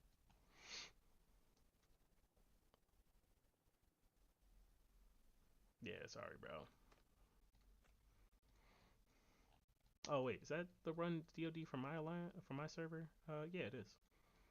I wasn't sure if that was ally or not. I guess he went for it and wasn't paying attention. I wasn't paying attention either. Sorry, man. All right, can I? Who that is? Can I get there in time? Let's see if we can. Temmel. Go, go, go, go, go. It'll be close. It'll be real close. Dang. Ripperoni.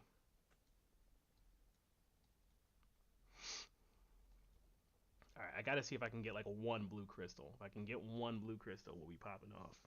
Because we get a lot of points for that. Okay, cool. We got another crystal. Good to see.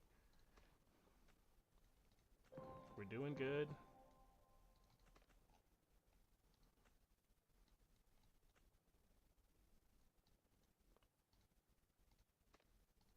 Yeah, it looks like out here folks are like a lot less immediately aggressive.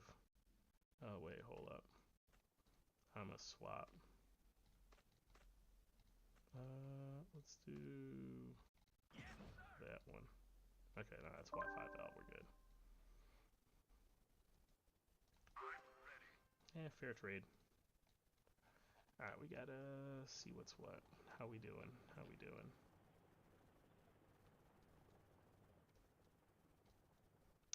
Adam, I really want to attack this guy. Oh, that guy's got the sick base. That looks so nice. I know I'm not gonna hold that, so I'm gonna send a small team. No, no, no, that's not the strat. That's not the strat. You want to send powerful team over.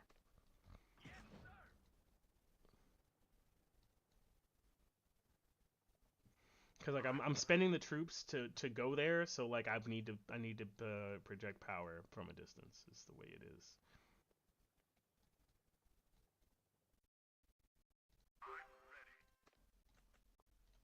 Like if he, it's kind of like the what do you call it, bro? What's happening? That's not nice. He probably didn't check to see who was there. But yeah, you're spending the troops and you don't have a lot, so like you can't afford to send out like teams that don't matter. You do need to. Oh no, I want that one now. I'm gonna let them fight over it.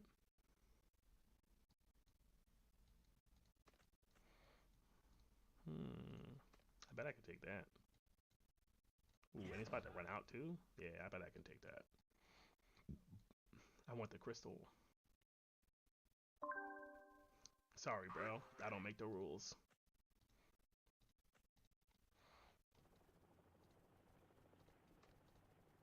I can't make it home and then steal that crystal too. I don't think.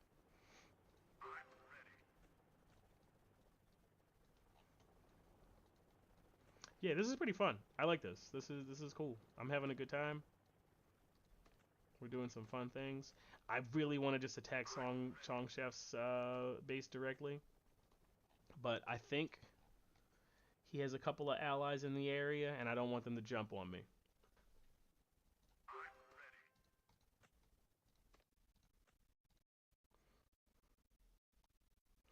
Let's see. Let's see. All right, we got a couple minutes left. We're doing really good on generating stuff. A little bit of base damage. Base is on fire.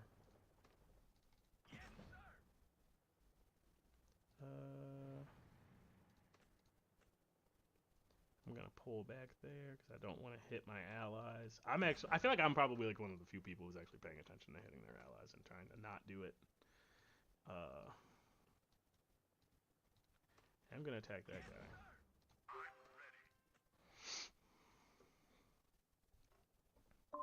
Sorry, bro. It's close to my house. You understand. All right, we're doing all right. We're getting some decent loot. We've already got a bunch of our boxes. And which is it means we're doing good. I would prefer to have gotten some of those blue ones, but you know, there's a lot of people who spend a lot more money playing the game than I do, and I know they're gonna outpace me. They've been spending money longer and more of it. So 300, nice, love to see it. Boom, 300. Where the big crystals at? That guy's got 5. That guy's got 8. He's taking a bunch of base damage. Uh, I think what I'll just do is just not be a jerk and like be easy because it's entire because the mistake I don't want to make is that there's several of this dude's alliance mates around, and if they all jump on me, like I just don't have the troops to deal with all that. Um, ooh, give me that, give me that, give me that.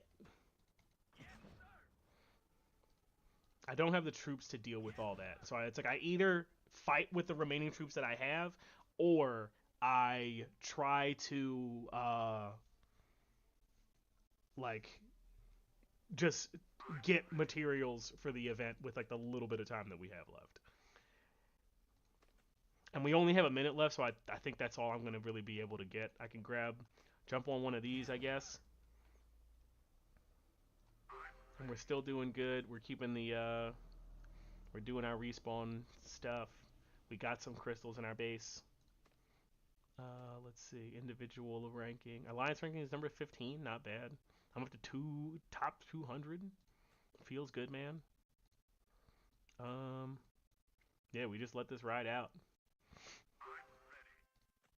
The strat might be to attack another base, but because it's generated per second, I don't think like getting more crystals is going to super benefit us. A couple seconds left to stuff, might as well. And the meteor shower is over. Whoa, that was cool how the ground changed. It was like coming out of a dream. It's like, yo, where am I? That was pretty cool. That was very fun. And we got 12 hours before the next one. How do we do? We got all boxes except our last two. Nice stuff. And we're top 300, I think. Cool beans. Cool beans. Can I still attack people out here? I don't need to. I don't. For help. Oh, nope. I meant to.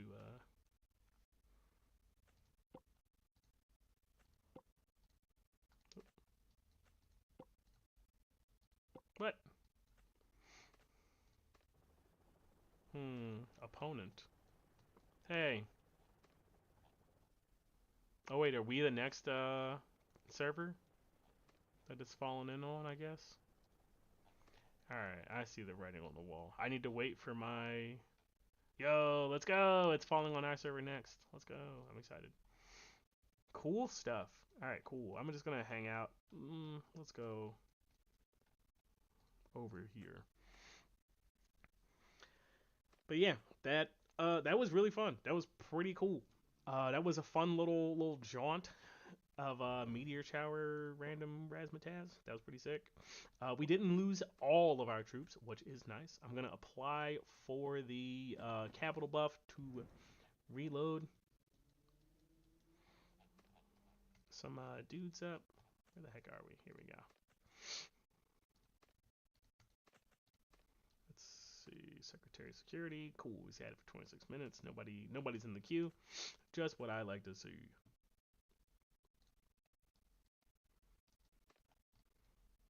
I'm liking this very apocalyptic view that we have here. This is pretty sick.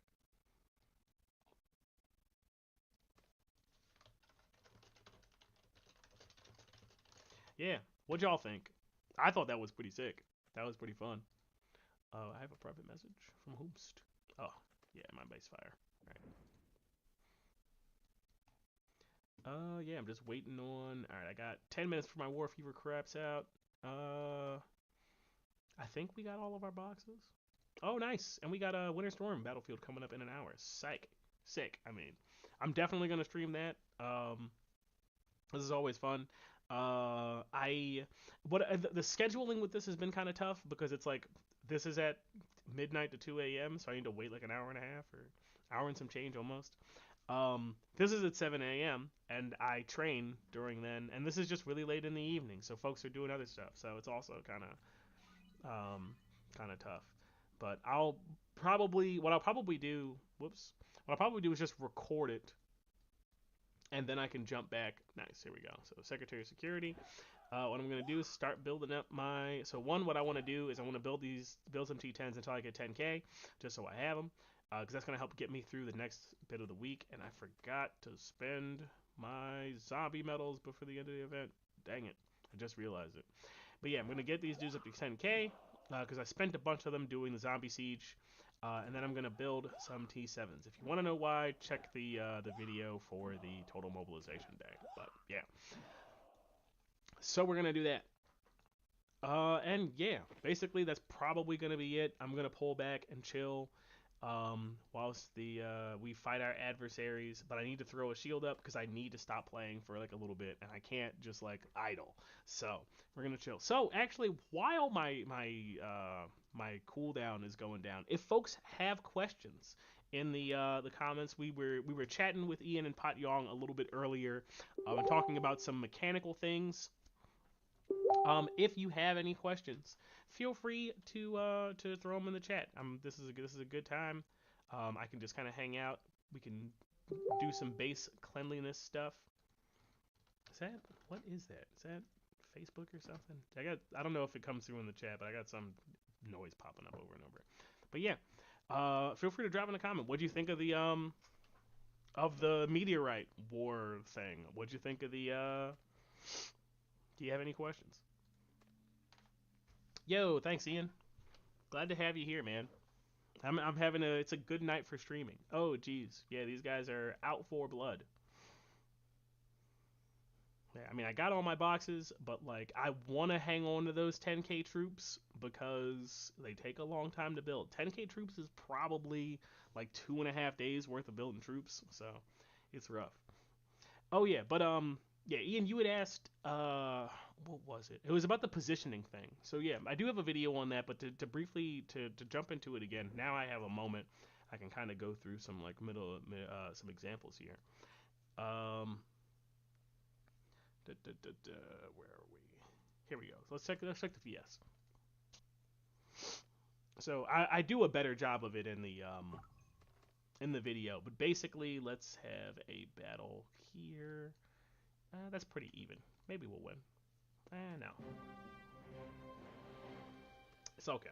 So let's look at here. So what you want to look at is like these 3 units are going to be attacked by these 3 on this side, and you can see like that the everybody on this left side is focusing Williams. Everybody on the right side is focusing Murphy. So what'll happen is once the front line of tanks goes down, then everybody on one side focuses the other one. Murphy went down first because he doesn't deal with energy damage very well, and we got unlucky here where the missile strike just happened to focus Kim. So that's unfortunate, but you know that I knew this was going to come down to a dice roll because we're like roughly equal in power. So if you run this like 5 times, like it'll probably be 50. If you run it 500 times, you'll probably get 250 a pop. But yeah, let me keep an eye on my base and whatnot. But that's basically, pun intended. Um, but yeah, that's basically like how the lineup stuff works.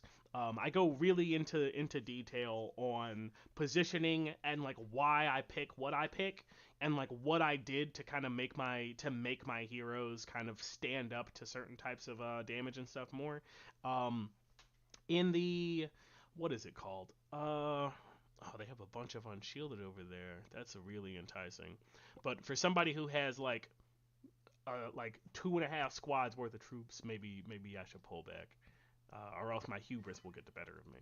Um, but yeah, in my what is that series called? I have a playlist of videos, and it's like learning to fight smarter and better. In that, like we go over a whole bunch of like tactical stuff that you can do. Because you're in season 1, like I won't say that nobody else is doing that, but like there's a lot of people who aren't going to be doing that stuff. There's a lot of people who don't do it at all, simply because they don't know or they don't pay attention or they're not, different mechanical stuff. But like, I was able to like get my Murphy to survive as long as my Williams by just boosting up his radar, because like that's what the radar does. Like I'm like, oh, my Murphy's bad at absorbing energy damage, let me fix that. So I have this up to almost ready to pop off into the triple zone. Quick tip, I'm going to do a video on it, but don't be fooled by the allure of the railgun. Don't prestige your don't make your railgun mystic first unless you're building an air team. Like having the mystic railgun on your tank team isn't worthless. It's just not that helpful. Um, because like they're especially in season one, nobody has a missile team unless you're like bonk donkulously strong. Like nobody has a missile team. And what the Mystic Railgun does is it helps you do 10% more. I think it's 10% more crit damage against. I can't remember what it is, but it's the Mythic Railgun. I can't remember exactly what the verbiage is, but basically you end up doing more damage against the enemy type that you're already strong against. So on missiles, you do more damage. Sorry, I misspoke. On tanks, you do more damage against missile teams. And in season one, nobody has a missile team except for like people who were bonker strong, and then because they're only doing it because they're bonker strong because like they can, and you're not gonna meet them anyway. So if you only have 10 mythic blueprints and you have a tank team as your main team, don't build the railgun first. Instead, you're gonna get a lot more mileage out of the what's it called, the radar or the armor, if you whichever one you want. They both have pretty good buffs. You're gonna get a lot more mileage out of that because a mythic radar, as I saw it on the previous page here, is reduced damage from critical hits, which is bonkers. Like especially against somebody like Kim, put that on your front line, like you're gonna see your survivability go way up, way up. But if you have an air team, however, yeah, 110% build a mythic railgun because air team is going to do more damage against, that's going to give you extra bonus damage against tank teams, and everybody has a tank team, everybody has a tank team. So like this is like it's not like, oh, like you should never ever put a mythic railgun on Kim and there's no use case for it, but it's about timing of like relative to what the rest of the people in your season are doing at that time. Like you're gonna see a whole bunch of people who are still building tanks and a couple of people who are building air in season one. You're gonna see more people who are still building tanks and more people who start to build air. And it might flip flop depending upon what war zone you're in. But your air team pays dividends a lot faster, I think, than missile team. Like nobody's building missile team just because missile team doesn't pop off until a little bit later, unless you're just like going absolute ham on missile team. And even then, I'm like, I don't think so. Like missile team is hard is countered by tank team, and everybody has tank team. So, it's kind of like a rock paper scissors of like if you imagine that like you're in a rock paper scissors tournament with everybody else who's ever been alive, and you're like, okay, almost everybody throws rock, like or like a whole bunch of people are going to throw rock like most of the time, and like sometimes people will throw paper. In this case, what's it called, air team is paper. And there's a couple of people out there who are on the paper strat, and like paper strat people, they tend to beat a lot of folks because like a lot of folks tend to throw paper. When other people throw paper, then paper against paper, what a tie. But like nobody throws scissors. It's like nobody throws scissors.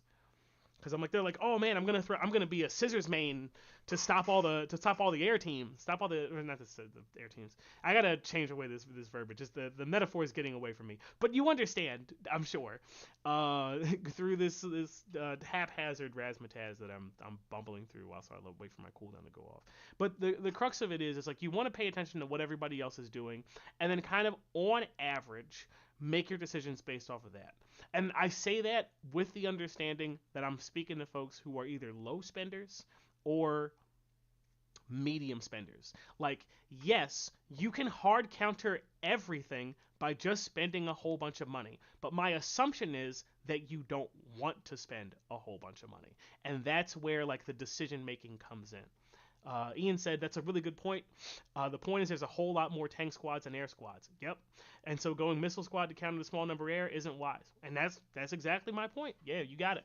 I didn't invest in air, and as a low spending, medium spending person, whatever bracket I fall into, I have no idea. I'm probably just not gonna invest in my missile team simply because I just don't have the resources. Like you can invest in one team very easily. Like go absolutely ham on tank team. A lot of the reason people keep going in on tank team is because they've already invested a lot into it, and like they can win fights. But like when you have to decide to stop investing in your tank team and start investing in your air team, and you haven't decided to keep spending like more money to help facilitate that, then like your tank team's gonna slow down and you're gonna start losing fights. It has to happen. If those are your constraints, you're gonna start losing fights, and then you can start to invest more meaningfully. Is this a 24-hour shield? Yeah, 24-hour shield. And like, you're gonna start losing fights, and then like eventually you'll start winning fights with your air team once you start putting in the time, and then they start catching up. That's where a lot of people are in season two. Like now, season two is ending. I'm seeing the average person's tank air team start to match my tank team, and then I'm like, oh, I have to wait for your air team to be gone, and then I can do something. But like they have the ball is in their court in that case, because I have to be reactive relative to what they want to do, and I can't like jump on them first because I'm like, what's my tank team at? 26 million. Yeah, 26.66 million. So like even air, even tank, I'm a lose. I know I will. Um, so I gotta either like my strat, like I've said before, for folks who weren't here earlier, is I need, what is it? 5,000 or 500,000, 1,500 hero shards to get my air team to 5 stars all the way across the board. So I got some time. So I'm gonna keep gathering gear, and then what I'll probably do, excuse me, is probably when I'm ready to flip over, I'm gonna shift my gear from my air team, sorry, my tank team to my air team, and my air team is gonna be my number one team, like at some point. It's something because it has to be. Like I drove the tank team as long as I could, but it's at that tipping point where the air teams are catching up, so I got to pivot. And it's going to be interesting going into season 3, because now that a lot of people have a good strong air team and a good strong tank team, now is the time where I think we're going to start seeing a lot more people spending time to invest in the missile team. And then it's going to be really interesting when people have multiple different teams that are like various strengths, and like, now we have a true rock paper scissors gameplay where all of our various throws, our rocks, our paper, our scissors, are roughly the same power level. Maybe, depending on how people like to build, it's going to be up to the person. Sometimes some people are going to just go like all air team, where like as hype as we were about tank teams, they're like, I don't care about missile teams, your missile team isn't going to catch me, I'm going to go all air. Which maybe I'll do that. That's not a bad idea now that I'm saying it out loud. Maybe if I just go full speed on air team, I can just outpace people's tank teams before they have a chance to catch up. But they'll probably catch up by the end of the season, probably. But yeah, I'm looking forward to it. This is going to be a very fun season. I've taken a little bit of a peek. I try not to like look at too much stuff because like on one hand, I'm a small YouTuber who makes tutorial videos. So like on some level, I'm also an R4 in my alliance, and I have to prepare my people for stuff that's coming up, and I have to like know what's coming down the pipe so I can like write a mail to everybody in Alliance Mail and let them know, like, all right, here's the strats, here's what you want to do, here's how to try to be successful. The same thing that I do for my YouTube video, like I also try to do for my Alliance, as much as I can. But like also as a person playing the game and having a good time, like I don't want to spoil myself too much. So I don't like knowing like everything that's gonna happen. I don't like knowing every strategy that's gonna to take part in, because that's not the stuff that I'm generating. Like part of my, I'm not called Donna Games. It's my in-game username. As I said to some of our allies a while back about something. I can't remember what the topic was. I think we were fighting somebody on our server or whatever, and they were like, "Oh, like you tricked me, and you use your tactics, and you gotta hit it on me, and I didn't think it would happen, blah blah blah." And I'm like, I'm not called Donna Games because I'm bad at games. Like far from it. So, like for me, I like to go through and like formulate my own strategies and that kind of stuff, which is kind of why I really enjoyed season 1. Season 1 like from a structural perspective of like you're going into different war zones and you're taking over territory. That was super fun. I really enjoyed that. Like a lot of the mechanic stuff, and I'm going to talk about this. I'm working on a retrospective of season 1 and season 2 now that I'm on the other side of it. Because that's the other part of what I like to do for gameplay stuff, is I like to analyze what makes something fun or not. But like season 2, season 1, what is it? The resistance mechanic, the virus thing. Well, the resistance is fine, but the virus mechanic, it's straight L's, like from end to end. Like it amounted to an absolute nothing burger in terms of how it affected gameplay. Like you could like you can spread virus to other players by attacking their bases, and it's like yeah that's cool, but like your virus resets when your base gets destroyed, and like the amount of virus that I transfer is relative to the amount of virus that I have.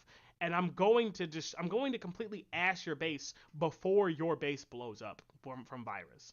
And like we also as an alliance like tried one of my strategies, which was like, oh, what we're gonna do is we're gonna go to an enemy alliance that's for one of our VS opponents, and we're going to build up a whole bunch of virus on each of us, and then like virus bomb and try to blow up our bases and spread virus to the shielded bases in our adversary's hive.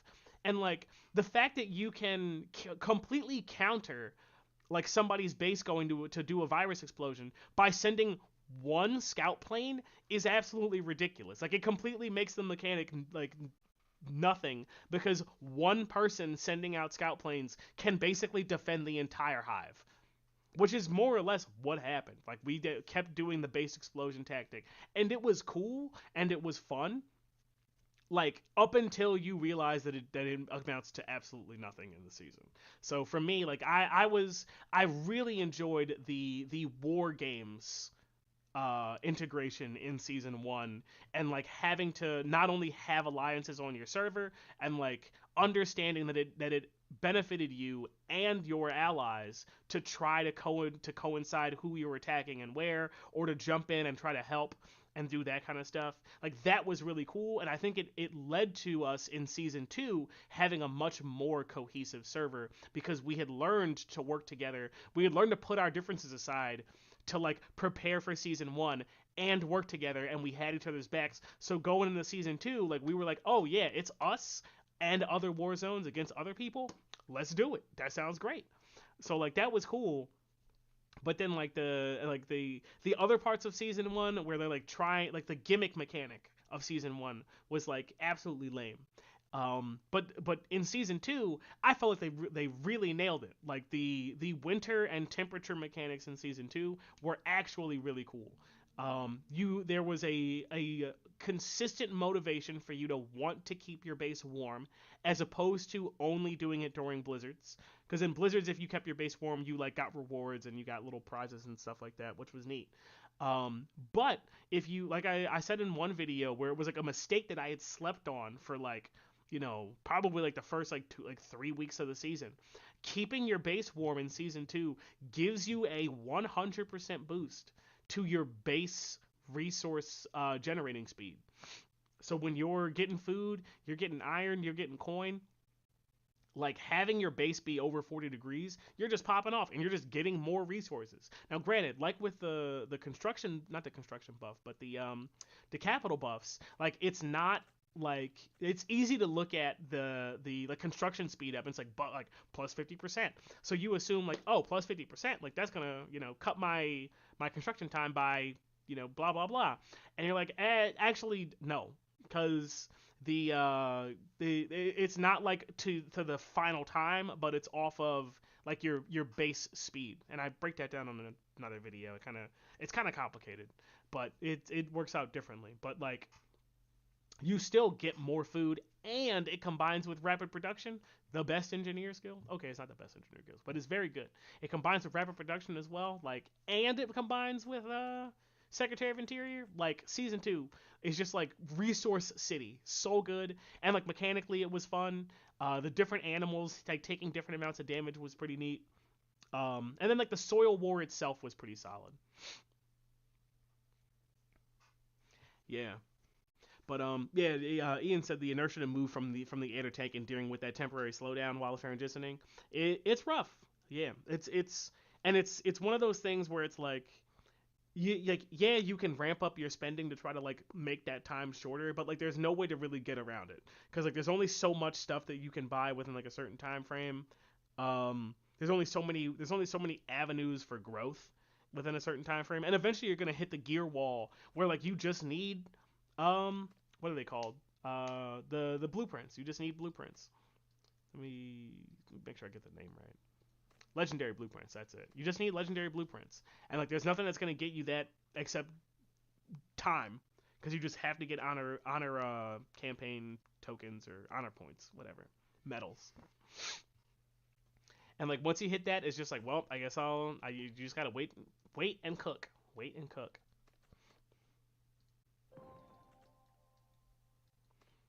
But yeah, I'm really looking forward to the meteor thing. This meteor thing seems kind of cool. I think the black market opens in 2 days. Let me see. Is that Sunday for me, or is that's reset? Let me see. 22 hours, so that'll be Saturday reset, and then one day after that'll be Sunday reset. Okay, cool. So yeah, the little bingo task in the black market come up then. That'll be pretty nice. In Age of Oil, I thought it was really funny where like literally like you click the button for the I'm gonna show you because it's goofy, and it's literally like, oh man, why is our water all bad? And it's like they and like, oh man, maybe you haven't heard of oil before. And I'm just like, bro, what? And he's like, oh yeah, you use it for stuff. I've heard of oil. And he like goes off and he's like, yeah, we're entering the age of oil, as he basically does like this like look directly at the camera nonsense or whatever. And like he's like, we gotta tell Stedman he's working on that thing, and that's it. And I'm like, how is that the story for the age of oil? Is just like, oh man, you've heard of oil before. And he's like, I think I've heard of that. And I'm like, aren't we facing a zombie apocalypse? Like, I feel like that will be a much bigger issue than like trying to get your hands on oil. I don't know. Maybe, and maybe I don't understand all the ways that oil helps you pop off in a zombie apocalypse, perhaps. But I don't know. It's dealing with like the evil dictator up north who is controlling the zombies or something, and then the Scarlet Scourge or whatever it was from season one, who was also controlling zombies. And what I'd like to believe is that season three is going to be like, oh yeah, there's like an oil tycoon who's taken over the oil refinery, and he's controlling the zombies he's using zombie labor or some business or whatever. It's absolutely hilarious. But yeah, that's what's going on for the age of oil um, stuff there. So I have to do a video on that and kind of catch up on that. But what I'm most excited about is you get your third science factory with the age of oil. It's like a little bit of a ways down, but I'm like steadily working my way towards it. Uh, what is actually nice is that you get these resource boosters that boost output, which is very nice. So I'm looking forward to getting these maxed. But the thing I'm kind of like, where like, oh man, I want to get my third research center because like that's gonna pop off, and like once I have it, my speed is going to increase. But I'm also like, but my gains though, I have my tank mastery and my aircraft mastery trees that I'm just not working on right now because I'm trying to get that other research center. And that feels bad because it's basically like I'm not seeing my squads get that much stronger. And granted, like the buffs from here are like hundredths of an increase, but still, it's like psychologically, I know I'm not getting boosts. All right, let's grab. Oh yeah. Also, one of the very nice things about season two is like so many weak reindeer trucks.